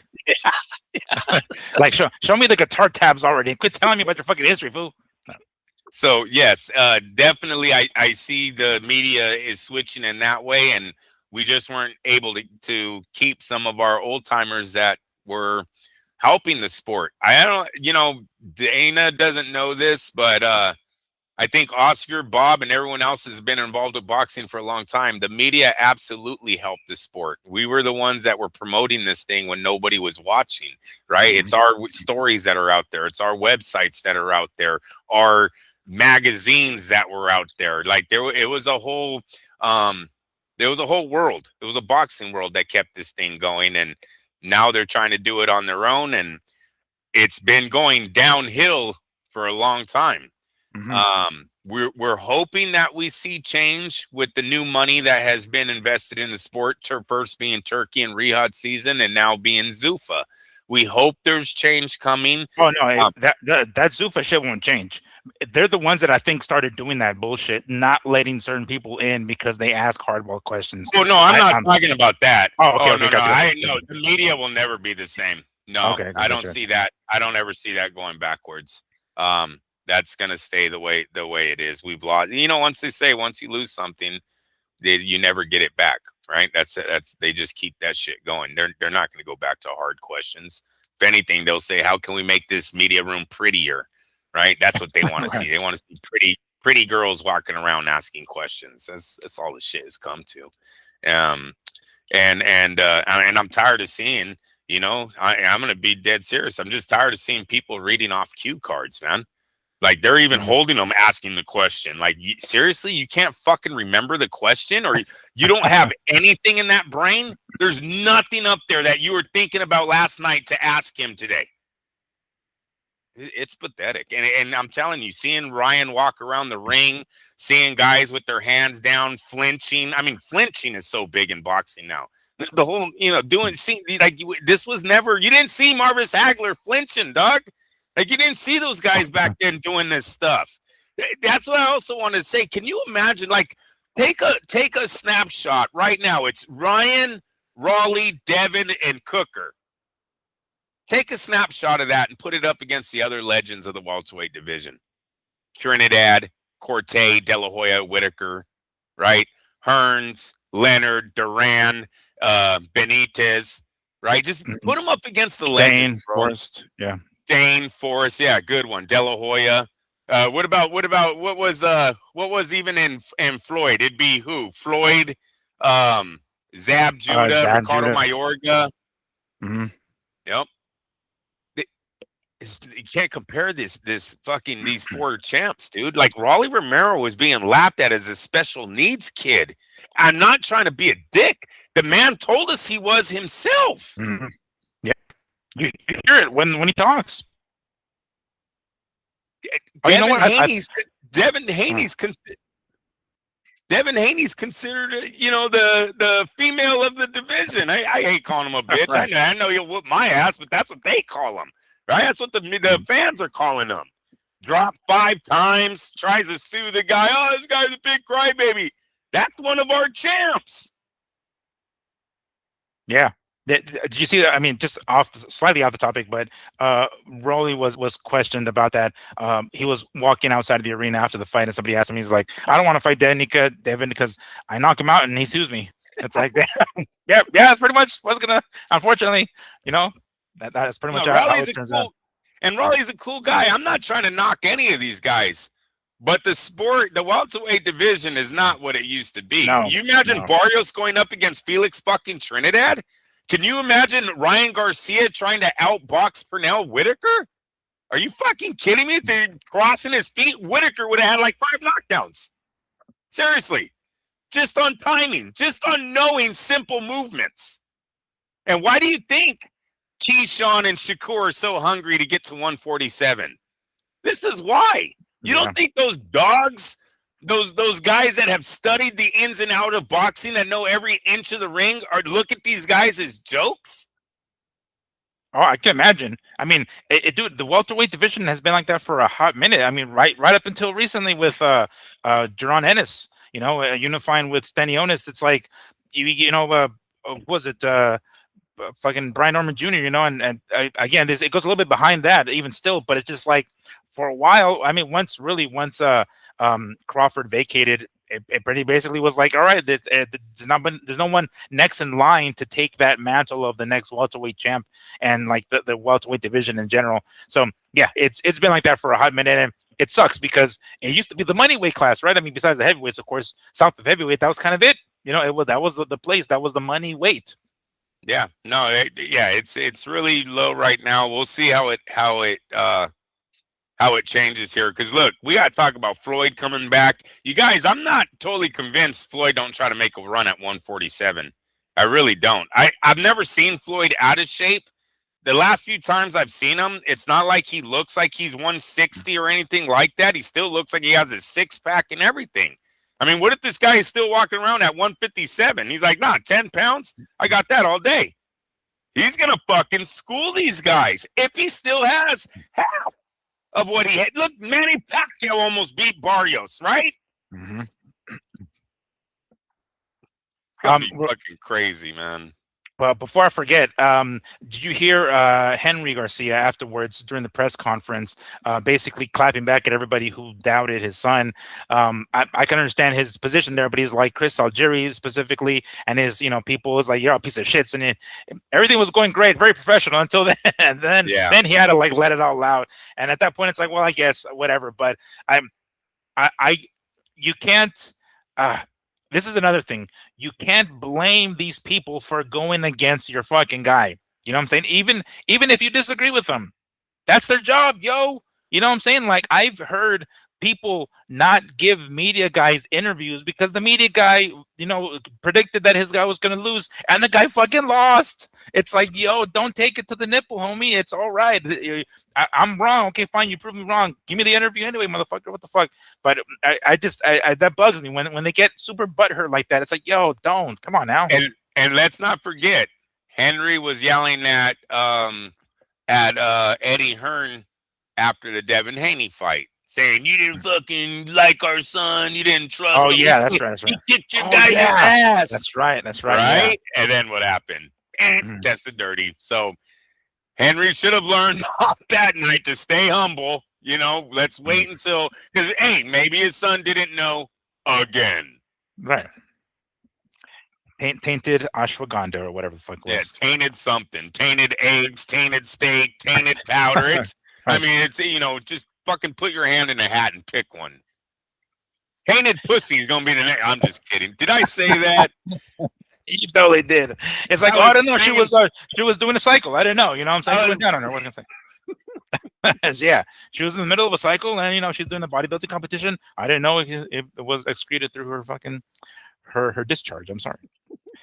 Um, so on that note, what about the other? Well, the fight that ultimately ended up being the co-main event with Gary Antoine Russell and Andy Hiraoka. That was a fun fight, huh? That's pretty dope. Wait, hold on. Was that the main event? Or, I mean, the co-main event, oh or was yes, it? Okay, cool. yeah, Because Martin and Albright was right before that, right? Right. I yeah, think it was before. Okay. yeah, But anyway, that was pretty fun, right? I mean, it seemed kind of one side at the beginning. When they were talking about I'm gonna just call him Andy because I can't pronounce his last name that quickly. Hiraoka. When they were talking about him and the jet lag, Chris Mannix asked him like, clearly you're gonna be jet lagged, right? And he's like, no, I don't feel it. And before the fight, Mannix was like, I don't believe him. There's no fucking way you're gonna do that. And then he puts on this kind of performance, like, whoa, what the hell is this dude on? So I mean, figuratively speaking, because maybe who the hell knows, maybe he is on something. But regardless, yeah, what a performance, huh? It sucks that he went to the body a little bit late into the fight because it probably could have helped him a lot more if he went to the body earlier. But that was a fun fight. yeah. No, definitely a fun fight, and yeah, he started too late. And you got to give Russell credit. I believe he takes two of the last four rounds. I don't Mm. remember which two they were, but I remember while I'm watching live, Russell makes a comeback when he truly needs it because the tides are changing. It might be like the ninth and 10th. Russell makes a little comeback, takes those rounds, and it kind of solidified the victory. I gave it a draw, uh, or not. I gave it a draw. I was thinking of a draw because the zone was leaning so heavy on it, Mm. and the young man came from Japan the night before. Right, I was like, maybe they're gonna fucking save his O and make him run it back. You know what I mean? Because they already had one fight drop out.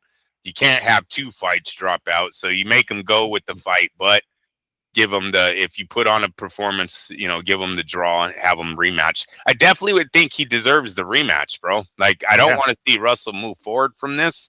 I'm not saying I'm never watching him again if he does, but Russell would be a straight up dude if he says, nah, you know what? I want that victory in a fair, level playing field. Let's run it back. So, All right, and then the one before that one, Frank Martin and Nair Albright.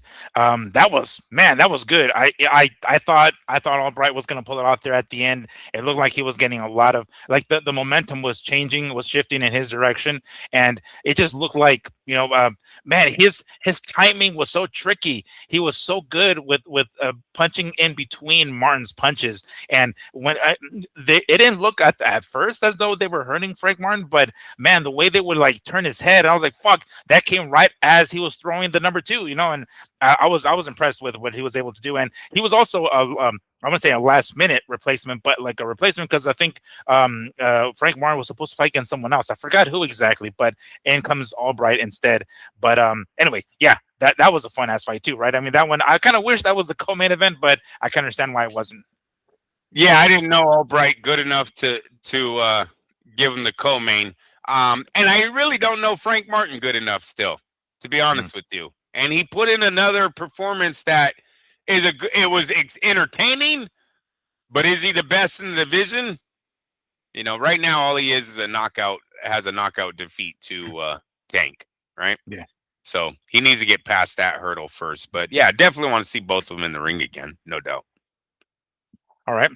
So what can we give this pay-per-view as far as the grade goes? Unfortunately, one of the fights, the co-main event dropped out, so we weren't able to get the Duarte and Hitchens fight. But the other fights certainly delivered. One of them, I one super middleweight fight that was fun. Also, prior to that, that was pretty good. But overall, how would you grade this pay per view? Okay, overall, I'm gonna say probably a C, maybe a B minus on the matchmaking on the card itself. You know, they were entertaining fights, but the eye catching co-main event was gone, which really put a Mm, damper on the undercard. And but I will give an A plus to the main event. If you were watching that fight for Ryan Garcia, that was a great performance by him. He carried himself well. I like how he came out to the ring. Just didn't make a clown. Didn't make a. He wasn't payaso at all last night, mhm, right? And then freaking, I mean, come on, that production that fucking Barrios put on with the Aztec mhm. dancers, it was a thing of beauty. Unfortunately, their God doesn't live up to Jesus. But no, I'm just kidding. Right. That's what happens when you fuck around and find out. That's No. what happens. I just still keep that shit at home. Nah.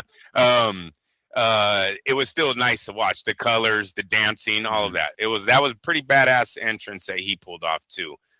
So I like that production side of it. I know that's one thing Junior gets a kick out of is the walk-ins. Hopefully that's something Zuffa will rethink as they move forward in our sport, is not taking that. Let's get away from the whole we want to make this like the UFC thing and just become like boxing. I think they're going to be fine. You know what I mean? Dana seems like he has a passion for it. Honestly, you guys, it seems like the UFC and Dana are more separate from each other today than they ever have been. I mean, I didn't even see Dana at the weigh-ins of that UFC fight. I don't know about last night. I did not watch the fight last night, but I was really shocked to not see him there at the weigh-ins. They had someone else, I guess, in the middle doing the little mhm, standoff. mhm. And then Joe Rogan is no longer in the UFC. It was Uh, a no, girl he is. last But no. But I think he does. the Like he does main some of event. the major ones, like the Uh major, like if there's like a title fight. Yesterday wasn't a title fight or anything like that, but it was, maybe to get a number one okay. contender. But Because for the main ones, there was a highlight and it was DC some girl and then the yeah, regular ball headed that other guy that's always there. So I was yeah, like, oh, Sean because I Alec, thought yeah, the gambling had gotten both of them axed. Because hey, right, those Fred Aubrey, that yeah, might right, lose you your job, dude. they're like they're like Joe, you're a little too close. yeah. No, just stay home for a little bit. Yeah. We'll give you a paid suspension real quick. Just stay home. He's him and Dana are like Robert De Niro in Casino. Remember when they're all getting popped? They're like, let's just make him a Yeah, TV commentator or something. Yeah, yeah. right. Put him in the food industry. Yeah, let's have him serve the drinks for the media guys. Joe Rogan's doing the food for the Yeah, UFC media now. yeah. He's got one of those like lunch lady fucking like hair things, right? And he's got just scooping the fucking food into the aluminum trays. Uh, all right. All right. I'm down with that. I guess we might not have another major fight until March at least, which is I think Thurman and Fundora. So that's the next time that a major card will be in town, as a matter of fact. So please expect me to head down there to the T-Mobile or MGM, wherever it's going to take place. I think MGM for any sort of media stuff. But pretty solid card overall. Unfortunately, that co-main event did fall through, right? So it not a bad card. It was fun. It was a nice. This is the second one. I have my calendar up here. I don't want to start going through like the review of the year yet, but it's like a pretty solid card right so far for 2026. I'm down with that. Okay, so the next story that we're going to hop over to is basically what we kind of touched on a little bit earlier. I know people have already been talking about it, but we're going to throw in our 2 cents here with Conor Benn making the jump from Matchroom to Zuffa. So this was a bit of a shocker, right? Because we know that Conor and Eddie Hearn are boys, right? They're basically essentially like what uh, Eddie Hearn is with Anthony Joshua. Frankly, they're homies, and for this to have happened, it seemed out of nowhere, right? It seemed like there's no loyalty, right? That's kind of one of the things that everybody's talking about. It's like, where the fuck is the loyalty here? Eddie Hearn has said that he received the email from I think Conor Benn's lawyer talking about this, saying this is what he did, and he reaches out to Conor and says, "Hey, let's have a chat, let's have a call." And Conor says, "No, Like, oh shit, all right, well, all right, I guess not, right? And boom, he signs. There's a lot of information out here, or misinformation maybe. From what I've heard, he signed a one fight deal with Zuffa worth 8 figures. I'm hearing 10 million. I'm hearing 15 million. In either case, it's above, 9 million, whatever that is, with double digits. So it's above that, which is a lot of fucking money. I've seen these hilarious memes and giffies and reels on Instagram of like UFC fighters like swinging at the air, being pissed off as fuck, right? That they basically signed Conor and for this amount of money, right? Which is nothing compared, which their purses are nothing compared to Conor's. So let's start with that first. Andrew, when you read/heard that Conor had officially signed with Zuffa for however the fuck much money, what's the first thing that came to mind? What you think? Oh, what the fuck is this? Is this legit? Is this another rumor? What's going on? No, I immediately thought of De La Hoya saying that even if Zuffa does sign anyone, it's going to be Turkey letting them borrow guys. I mean, isn't this a borrow? Listen, this is how I described it, you guys. This was not the start of a relationship. This was a date that Conor Benn signed up for. He's going on a date with Zuffa. He's going to see if it works out. Maybe they have sex. Maybe they don't. He goes back to Eddie. If they have sex, he probably stays. Right? or maybe he doesn't. Maybe they have sex and he's like, Zuffa, your Uber's outside. Get out of here. No, believe me, I think with them doubling his paycheck, they're not going to go back to 8 million, right? So if he does 16 million, they do a fight, everyone's making money, Zuffa made money, he made money. Nah, dude, he stays. I'm sorry, I don't think Eddie is going to want him back at 16 million a fight, right? Because it's a lot of money you're putting guaranteed on a guy who's not a cross superstar. He's not a star in America. I don't know if that blonde hair is going to even get him close to being. We're past the Eminem thing, dude. Right. That was like 20-something years ago, bro. I don't know what the fuck Ben was thinking with the blonde hair, but he needs to get away from that. Get off of that fast, because that is getting you no play in America. Take Anthony Joshua's road. Try to be Anthony Joshua. Fade it up. Get in the gym a lot more. Just play Anthony Joshua's role, not Eminem's. So they gave this guy a lot of money. No, I think if the thing works out, he stays with Zuffa. I think if it doesn't work out and they're giving tickets for half off and guys are falling off of the fucking undercards on his event because they don't have enough money to pay people, no, I think he goes right back to Eddie Hearn. Miguel, him and Eddie were not only tight, they did like the promotion of the year this year with the Eubank fights. I could have swore they got something like event of the year. They were candidates last year, 2025. Yeah, exactly. Yes, my bad. 2025 event of the year, fight of the year candidate. Like they were all over, dude. Sold out arenas. There's no way he was unhappy with Eddie Hearn. Let's put it that way. This is all about money. This is all about doubling the guy's check. And now what I seen, all right, so last night, Conor Benn's like, Eddie's my guy. He's going to be in my corner. I don't know if you heard that one, but he's yep. Right. He's like, I'm hoping we can continue to work together, yada, yada, yada, as if like he's just, he's still there. In other words, he's still there. Yeah. And then this morning, Eddie Hearn tweets out, while the Godfather music's playing in the background, it's chess, not checkers. Did you see this one? No, I don't think I saw that one. No. Yeah, so that one's out there right now. So now everyone's like, oh, is that a confirmation that they were playing Zuffa? Right? Because look, if your boy was to call you and go, hey, I got this offer on the table, but it's only a one fight deal, of course you're going to let him go. Of course. I mean, isn't that what Eddie said about AJ going to Netflix? He said there was a way for him to make the most money he's had in a while. He made, what did he make? 80 million that night or something on Netflix? Of course I'm going to let him go, and then he can come back and we'll work with DAZN all over again. I mean, Eddie has shown that he will do this for his guys, right? But Eddie basically admitted it when he did it with AJ.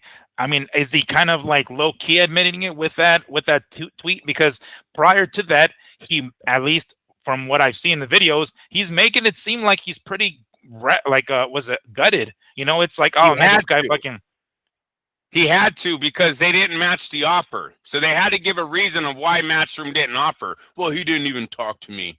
Oh, I'm so heartbroken. They talked. He said, go mm, make that money and come back and see me. If you stay at 16 million, well, hey, maybe Eddie and Matchroom have to make a decision if he's now the $16 million man. But I'm more sure Eddie knows the business, just like Opatai. And he was like, go over there. Just like what did Bob Arum let Lopez do with Triller, right? yeah. Hmm. Oh, they want to pay you 8 million for one night? Yeah, go make that money. He came back to his tail between, I make that money. No shit, you didn't. Let's go ahead and start fighting again. That's what let me get that out correctly. That's what my Eddie Hearn be doing for Ben right there. Go ahead, Yeah. go try to make this guaranteed money that you've never generated before in your life.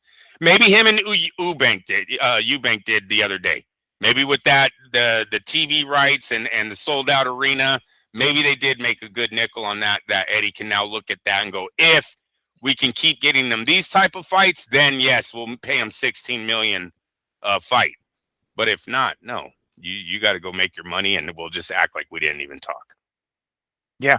No, very plausible. I'm hearing that a lot, because supposedly Eddie Hearn knew a few days ago and kept his mouth shut, right? And he could have very easily have disclosed this, and it could have taken the sail out of the wind of this humongous signing by Zuffa.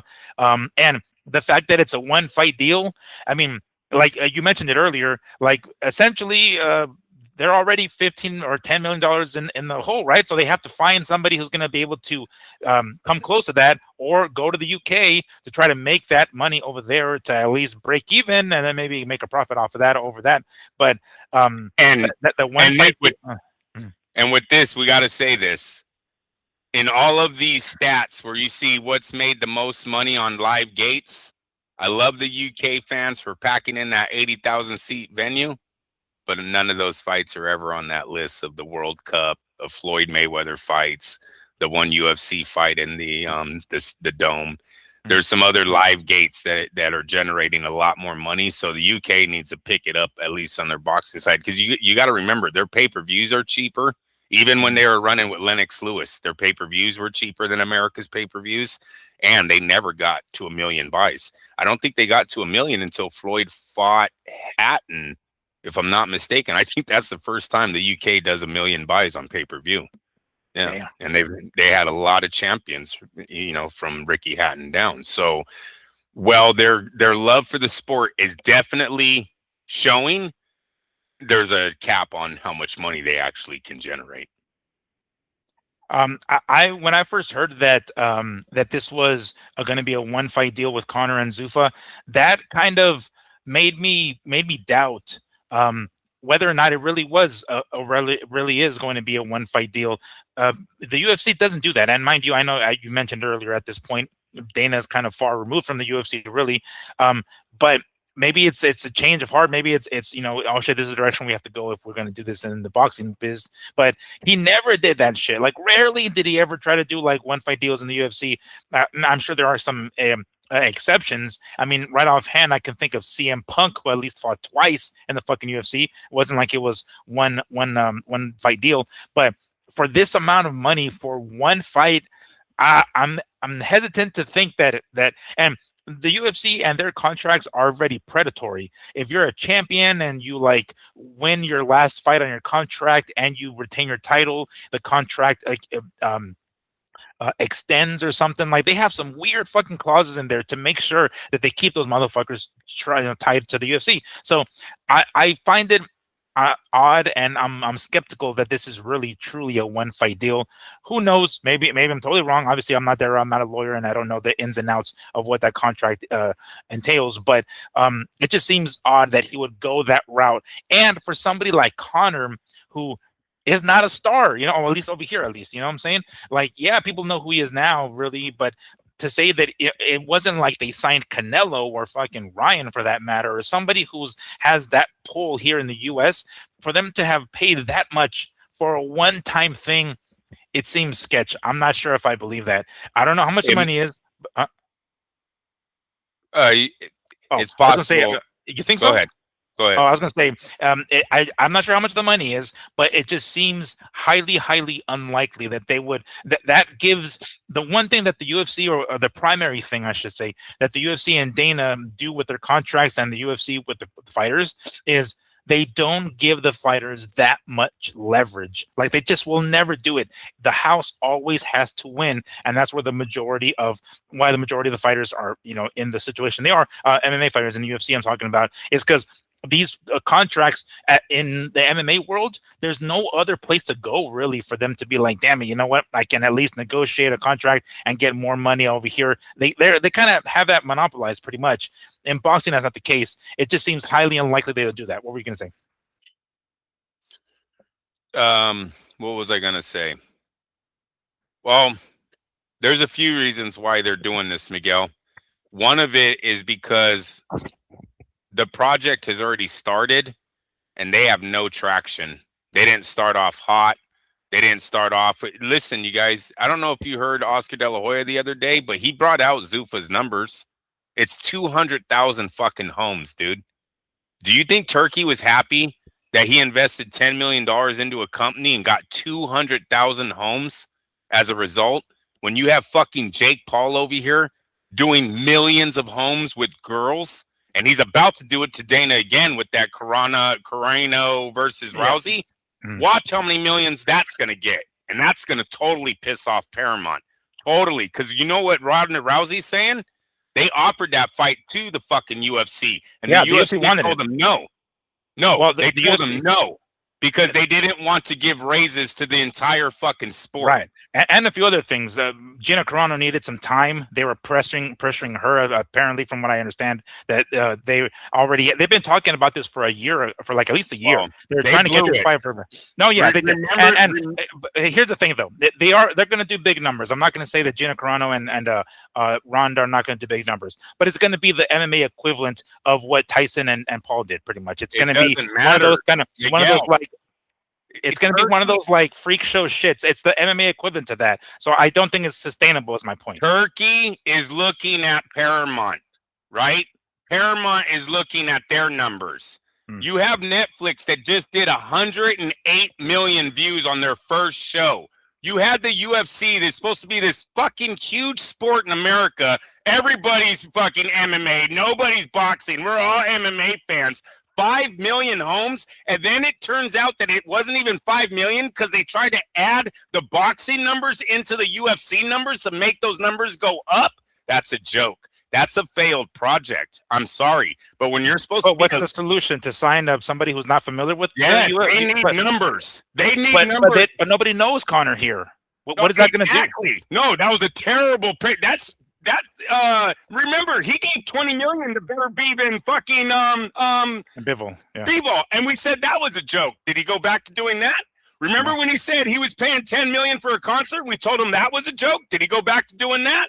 This will be another thing that he finds out. Eesh, I got this one wrong too. Should never have gave Conor Benn that money. That's why Eddie Hearn's giggling over there. And Opatai, 150,000. That's why Eddie Hearn's giggling over there. You're gonna pay him 750,000 when we only pay him 150, and we're the sport that actually pays our athletes. You see how he said we? I pay nobody. Throw that in there again. I pay nobody. I'm that streamer right now. Jeez Almighty. But anyways, but you hear what I'm saying, bro? Yeah. You hear what I'm saying? No, he wants fucking views. This thing needs to get off the ground and start looking like it's Jake fucking Paul. Because I'm sorry, Jake Paul's not Zuffa. Jake Paul's not the UFC. How the fuck is Jake Paul outdoing us right now? That's what Zuffa's saying. They put 2 girls on the fucking thing and it did 7 million views. That did more than our fucking thriving ass sport, and it's not thriving. Don't Don't eat the shit anymore, you guys. There's no American. Right? Strickland fucking has called this sport out, saying they're paying fucking overseas fighters because they don't have to give them money. Ronda Rousey called this fucking sport out. Look at their rankings. Look at the champions. Bunch of weirdos. I'm sorry. The MMA is going down. That's why they're all distancing themselves from that sport now. And I don't see it going backwards. I see it going down. So this is where Dana White, this is why he switched over to boxing. This is why Zuffa's switching over to boxing. This is why you're now seeing Conor Benn making $15 million in one fight. This is why you see Eddie Hearn saying that Zuffa, all the UFC fighters should be mad at Zuffa. I told you guys how many fucking months ago they should have protested. I would have protested. I seen this thing coming down the fucking river way before anybody else because it wasn't going to work the other way. Our sport wasn't broken. Guys weren't fucking making 10 grand to get into a cage and fight each other. Our model wasn't, oh, maybe the winner will make 100 grand and everyone else loses. That wasn't our model. So we weren't broken. These guys came into a sport where men are making, there's 3 or 4 men on the top 50, 100 paid most paid athletes in the world. That's the sport they're getting into. It's not broken. And is it perfect? No. But none of these sports are perfect, right? We all have our issues, but we were never in the class that Dana White was trying to put us in. Turkey's learning that. He's learning he got his jibed. He's learning that. As we go, 200,000, I'm telling you right now, bro, he probably fucking really got pissed off when he seen they only got 200,000 views on their first show, and Netflix is over there dominating them right now. And if they put up that MMA fight, and I don't give a shit, Mike Tyson numbers, this number, nobody cares. The bottom line is money. The bottom line is viewerships. They don't give a shit if they put 2 fucking YouTubers in the ring. The guys don't even do the sport that they're in there doing. Are people watching? Give them money. That's what Jake Paul did. He was successful, right? They don't care about who it is. They want viewerships. Not Dana. The UFC was fucking insane for letting Moreno, what's her name? Gina Carano. Gina Carano and Ronda Rousey go to Netflix. I think they're going to do millions of views. That's going to make Paramount look bad again. Turkey needs this thing to start showing up now or he's moving away. These guys have money that they can make mistakes. This is what I keep trying to say. They have that get out of jail free card. If here, you can't sue me. I'll pay you whatever we owe. Get the fuck out of here. You guys suck. That's what's going to happen to them. Then they're going to move on to Netflix. They're going to move on to Rehab. Maybe they just take Zuffa and say, hey, you're just going to be our sanctioning body for Rehab season. You know what I mean? But yeah, that's what it's looking like. Dana might even lose his job. I'm dead serious. Like, Dana is he's losing momentum right now. His power slap thing sucks. He's got all the promoters against him right now. The UFC looks like they're not fucking with him right now.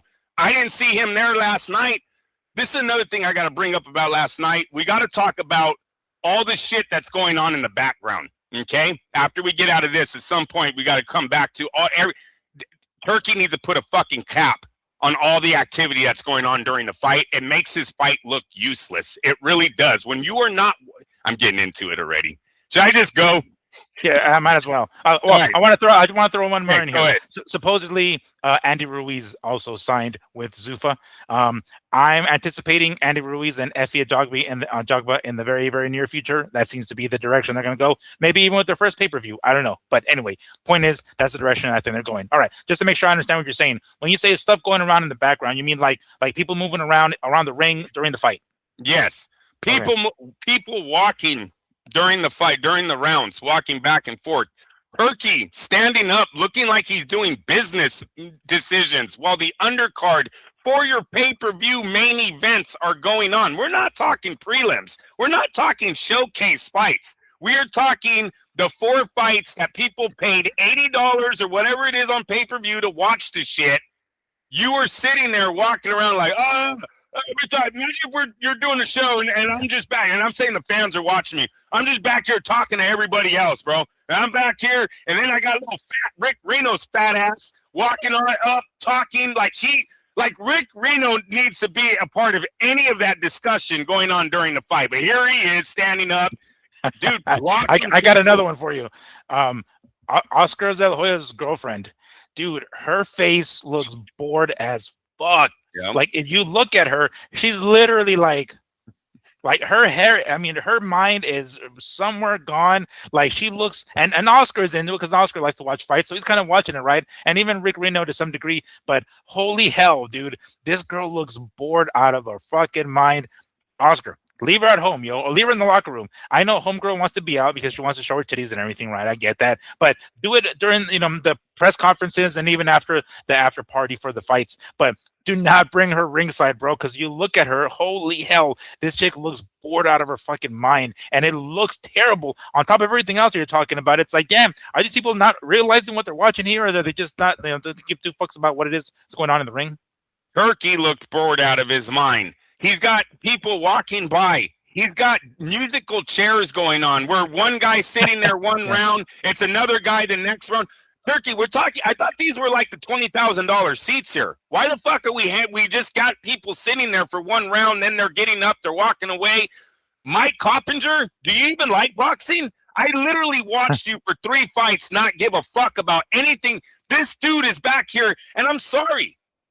All this commotion, maybe I got some fucking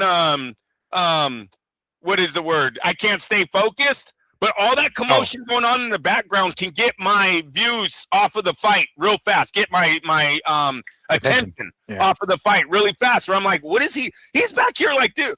He's one of those kids that are disrupting the other kids in class that are trying to pay attention to the teacher. You're the dickhead, like, oh no, look at my phone. Hey, oh look at me, I'm in the fight right now. Look at him, dude. Miguel, he's doing everything but watching the fucking fight. We're talking about the co-main event, dude. Don't you report on this shit?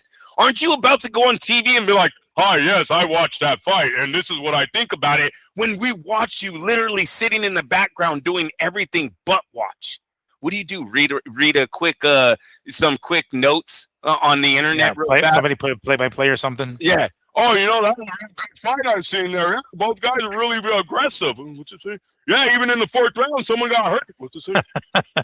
Come on, bro. We watched you. Turkey should be watching you. Turkey should demand. None of you guys should be acting like you're doing anything but watching these $1 million fucking product that I just put in the ring. And then Turkey should take a piece of his own fucking advice and maybe stare at the product. Because I get it, Miguel. Honestly, you can tell that Turkey don't like Oscar. Oscar doesn't like Turkey. Turkey don't like Suleiman. Did you see Suleiman sitting in the fucking corner? Yeah, he was off. I couldn't even tell when you talked about him. I was like, where the hell is he? Yeah, he's right next to the corner post. Yeah, I was able to see him. That's a view that you can't even see the whole ring in. There's times where he was probably doing this shit because of that fucking post right there. Like, that's what we're doing to the guy that made all this. However you feel about him, he doesn't belong in the corner.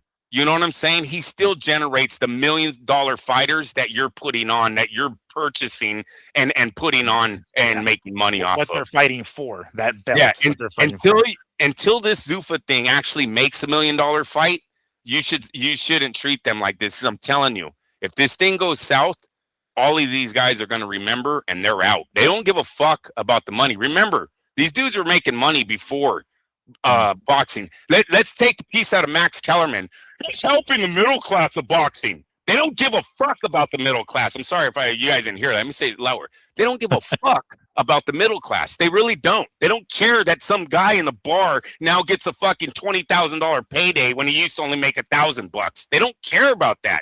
They're talking about the elite championship top 10 levels, what they give a fuck about. And I know, don't take that word for word. I know Suleiman will go, no, he's wrong. I care about all. I get that. But Miguel, you know what I'm saying. They're caring about the money making. they really care about those guys. Exactly, bro. They're not over here like, oh, how can we make a $1,000 guy a $20,000 guy? Fuck out of here. That's such bullshit. Hey, like any of the fighters care about that. Please. Right, precisely. But I get what you're saying, though. Yeah, that shit. I'll go ahead. What? Well, I don't know what I'm going to tie it into. We're talking about Vergil next, right? That's the next one. Yeah, that's the next topic. Yeah. That topic. So Vergil and or the representatives at least and Golden Boy were in court Saturday morning, trying to resolve this legal battle, this legal matter, this lawsuit. Um, there was a lot of jargon that I don't know that went over my fucking head. So I'm not entirely sure what exactly was resolved, if anything at all, on Saturday. It seemed as though, at least that's what I thought, there was another maybe win for Oscar. That's if I understood that correctly. If I didn't, by all means, let me know. But it didn't take long for Vergil's dad to go onto social media and talk smack about Oscar. It didn't take long for Rick Meridian to go to social media and talk about Oscar, because when Oscar was asked regarding or asked a question regarding Conor Benn going to Zuffa, he said, "Hey, I mean, I think the question had to do with was like, advice would you give Eddie because he's in the situation that he is?" And kind of bummed out that his boy left, right? At least on camera, and Oscar said, don't worry about it, yo. We're promoters. We'll be here forever. Fighters come, and he cut himself off because we know what he was gonna say, and by that point, he knew that we already figured out what he was going to say. So then he might as well have just said it, and he did. He said, "Fighters come and go," and that's that right there. It's like, oh, dude, that's the worst thing you could have fucking said, because now you really sound like you don't give a fuck about the fighter. We know how much of a role he played in making everybody, including Canelo to Garcia to Vergil. But if this is the way it sounded, and maybe it came out wrong, right? Maybe he really didn't mean to say it, but the fact that he was about to spit it out, he caught himself and then said, "Look, well, I might as well say it because I already said it. The cat's out of the bag, the toothpaste is out of the tube," and he says it. And boy, Rick Meridian fucking lays it on him like, "Oh, this is the guy that supposedly cares about my fighter that didn't call or teases pops." Let me pull out some of the quick screenshots that I got here. Okay, so it says, Oscar said, "My son is ungrateful. The only reason I haven't said anything is to keep this respectful. Wait till I go live." This is Vergil T Sr. So wait till I go live. I remember when Vergil was sick, Oscar was nowhere to be found. No calls, nothing. Right. So before you use the word ungrateful, look in the mirror. He goes on to say, "Imagine not showing up to your fighter's big fights and nowhere to be found when he's sick, while your best fighter kills himself to make you look good, just to be called ungrateful. Sounds like he's upset he got caught. And he's lying about the 60-40, referring to supposedly the deal that he was saying was on the table for Ortiz and Boots Ennis." There's another one here. Oh, and then from Rick Meridian saying, hold on. Oh yeah, he goes, "Oscar sends a message to Eddie Hearn after Ben signed. He says, 'Don't worry about it. We're promoters. We're here forever. But fighters come and go because fighters have shorter careers.'" And he goes on. That's the quote, right, that Oscar said. Meridian says, "Say you don't give a fuck about the fighters without saying you don't give a fuck about the fighters." It says, "You're not a hater if you only speaks the facts." And he's quoting Oscar because Oscar does that in his Clapback Thursday thing, right? So he says, "For the record," and this is Meridian saying, "For the record, I have seen plenty of promoters come and go in the last 15 years, including this past year with many as well. Forever is not as long as you think. Always operate in good faith. And remember, you are nothing without the fighters, even in their quote unquote short careers." So, whatever it is you were going to sound off about, Andrew, go ahead and sound off about it, because holy hell, it looks like Oscar might have accidentally slipped and showed his true colors yet again. But why? Why did he slip and show his true colors when fighters leave their promoters all the time? What the fuck is Vergil Ortiz and Meridian trying to do? Are they showing any loyalty? No, they're trying to get out of. They're showing no loyalty after supposedly Oscar didn't show them. No, It's after the fact. He was sick a long time ago. He was sick a long time ago. That sick excuse. Come on, dude. What's the statute of limitation on that bitch? Because he had right. He had that like 5 years ago. All right. So you can't now say, "Oh, he didn't call us when he was sick." You know what, you big pussies out there? How many of your fucking bosses call you when you're sick? Seriously. How many times do people die and their job hires someone the next week? Put someone in a chair. Do you know someone died at our company? Fucked up, bro. One of the men that took our company from non-union to union, right? Put in like 40 fucking years as a mechanic. retires. He then goes home and goes, you know what? I don't want to be at home. How about I come back and just work for you guys in the office? I'll do little things. They said, sure, great. Come on. I think his name was Gary. Fuck me for not remembering. But Gary, right? This is how much people don't care.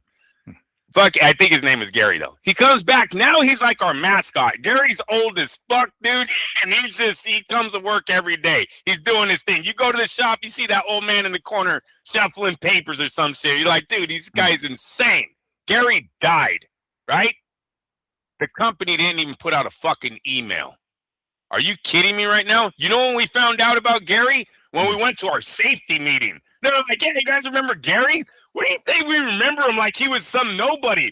But he's one of the founders of the company. What happened to Gary? He died. Oh, we were all pissed. Everyone was pissed. That's what our bosses think of us. Fucking, he didn't call us. Stop being a bitch. Seriously. Did he not stick around you? Did he not put millions of dollars in your... Oh, he's dying for you? Your son was dying for his family. Don't put that on Oscar. Don't give Oscar that much credit. Vergil Ortiz was killing himself for his family, for himself, not for another fucking man. That man gives him the avenue to support his family, but his decision to fight is for his family. Fuck them for taking that and trying to say Oscar fights for another man. If I was Vergil, I'd be pissed. How dare you guys say I go and put my life on the line for some fucking dude? I do this for if he has a wife, kids, a mother, a father, I do this for you guys. Don't make me out to be some fucking coward. The fuck is going on right now? He didn't call. That's why we're mad at him. Are you serious? And that 60-40 shit, I could have swore Eddie Hearn, Mr. Vergil Ortiz's father, is the one that said we're talking what is it, 50-50 with the winner getting an extra, so 45 to 55, right? Yeah. Well, Oscar is just putting 5% more on it. You understand? Maybe he was, maybe he wasn't, but he was still trying to get your guy a better contract. Like, it's just that's a lie. How did you have to come with something that shows that's a lie? Eddie didn't say it was a lie. It sounds like he's gonna, because he says, like, wait till I go live. So it seems as though he's going to eventually get there. He hasn't yet, but it sounds like it. Why didn't Eddie say it? Why didn't Eddie say, hey, that 60-40, I never even heard of that, though. That's all news in my ear. New news to me. Why didn't he say it? We've had microphones in front of his face all along. He said they negotiated. They already came to an agreement. I mean, we can pull up Eddie Hearn's words, not De La Hoya's, not the father's. The guy outside of the loop. Pull up his words. Him and Oscar were doing fine. Deal was on the table. It was about to get struck. One guy, the winner, was about to be making 55% of the check. I don't know. And look, as far as this last hearing, I'm going to say that it fell on the judge didn't want to make a decision that day. She needs to think about it, which is kind of scary for Golden Boy. Because that means that the contract clearly didn't have them in the right, where she goes, no, look, it's right here, everyone go home. Because that seems to be what happens most of the time when the contract says, all the right verbiage, and there's nothing you can argue against it. Yeah, it's like cut and dry, black and white. Exactly. And that's not the case here. Exactly. So when I heard she had to think about it, I was like, uh-oh. And it's his backyard, right? I mean, technically in Nevada, but not necessarily California, but still, like, to the point where, like, he has this state in his back pocket, or should at least. Oscar, I'm saying. Yeah, so I was not a fan, and you guys could hear it in my voice how I got excited. I'm not a fan of he didn't call us, that's why he's a big jerk. Please. Well, I'm sure that's not the only reason, but I'm sure, his dad they threw that in there. Huh? His dad said it twice in like 2 minutes, so it was a big reason for his father. Oh, no, I'm sure it was a big reason, but I doubt it was the only reason. Like, it was more like they're talking about something else, and they're like, "Oh, by the way, you didn't even fucking call us when he was fucking sick, fool." It seemed as though it was one of those kind of things. I could have swore Vergil has missed weight in his career. I could have swore Vergil has missed a fight because he fainted during a weigh-in or some kind of media workout. And didn't this all happen?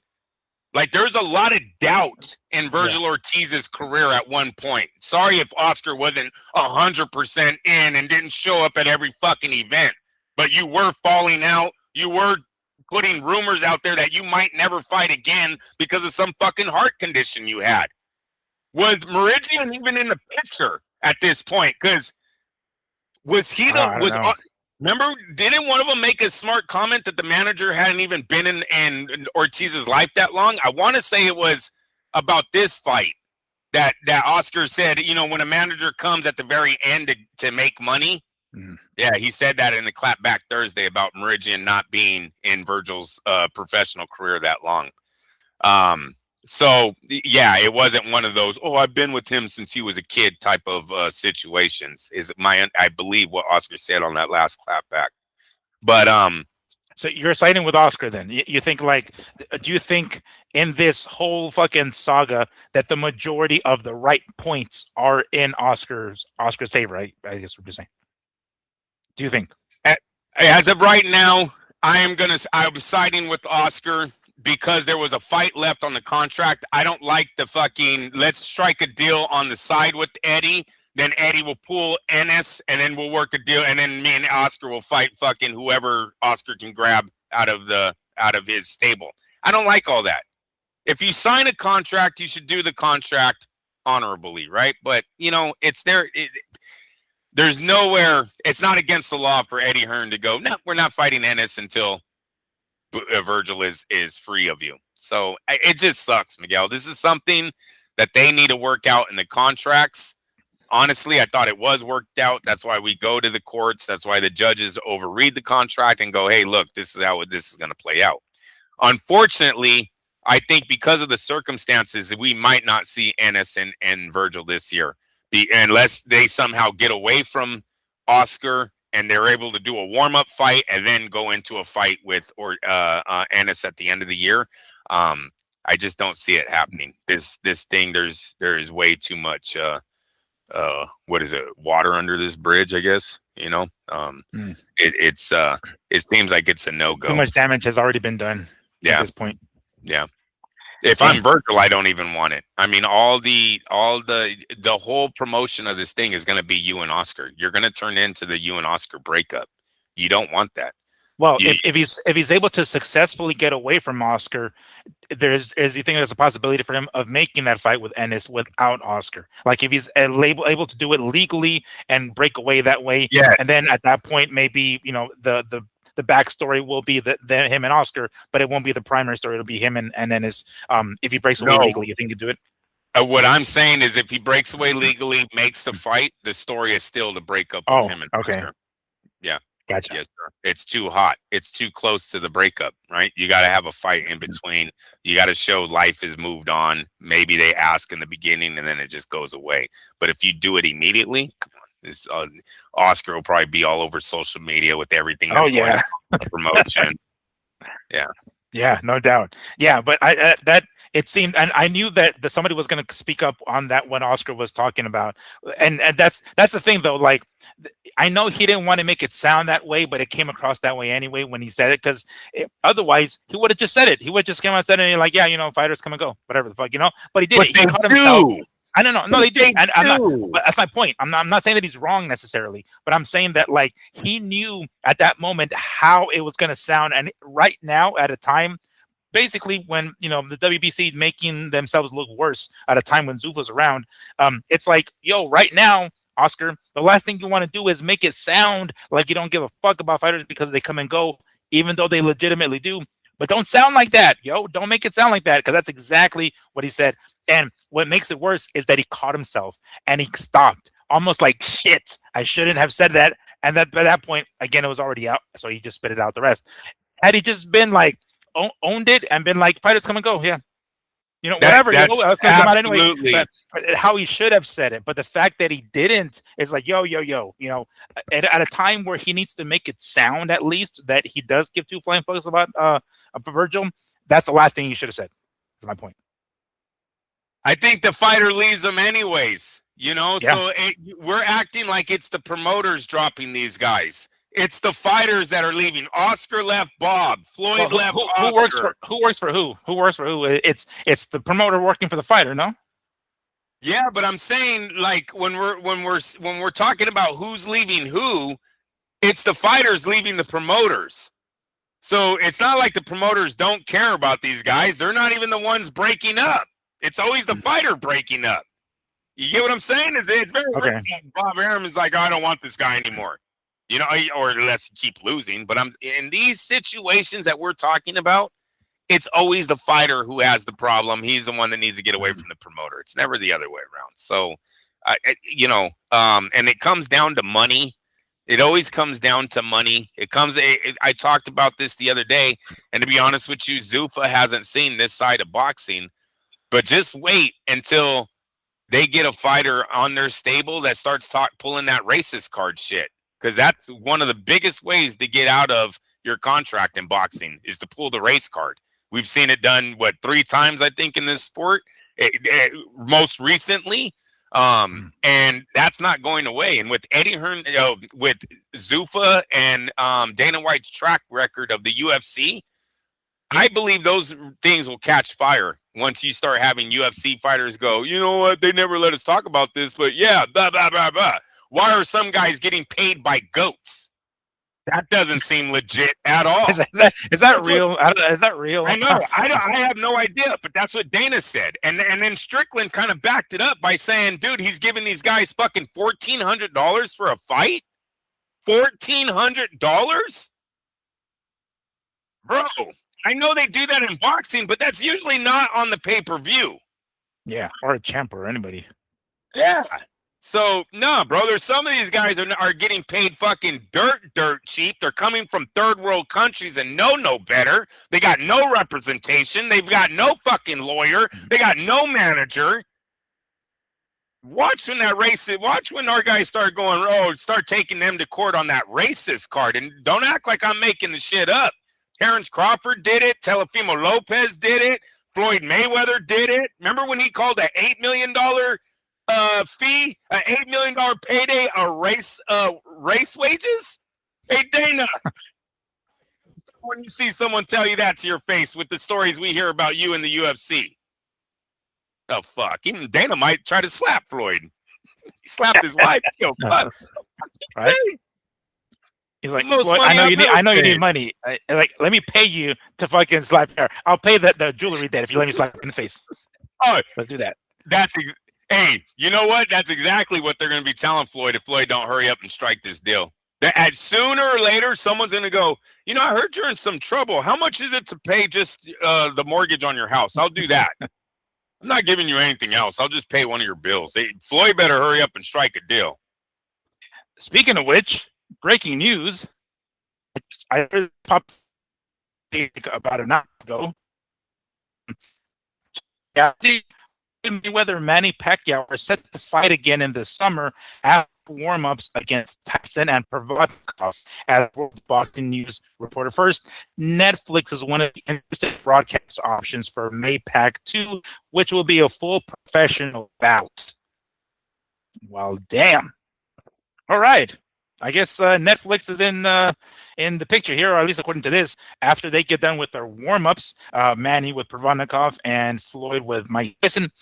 It's going to get in later in the summer, 26, live on Netflix.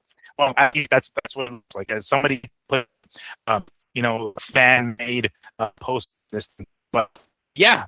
That just broke. I just pulled that shit up right now as we're talking. Better make that fucking. Yeah, anyway, you sounded like a total robot right now. Sorry about that, Miguel, but I think we got the story. It sounds like Manny Pacquiao's doing a warm-up with Provodnikov. Floyd is doing a warm-up with Tyson. Breaking news is they're going to meet each other later on in the year on Netflix. Are you fucking kidding me right now?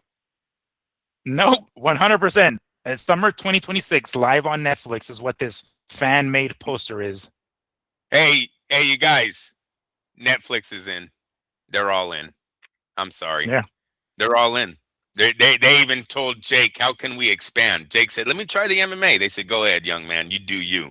Floyd, How can we expand? Come on now, and go get Anthony.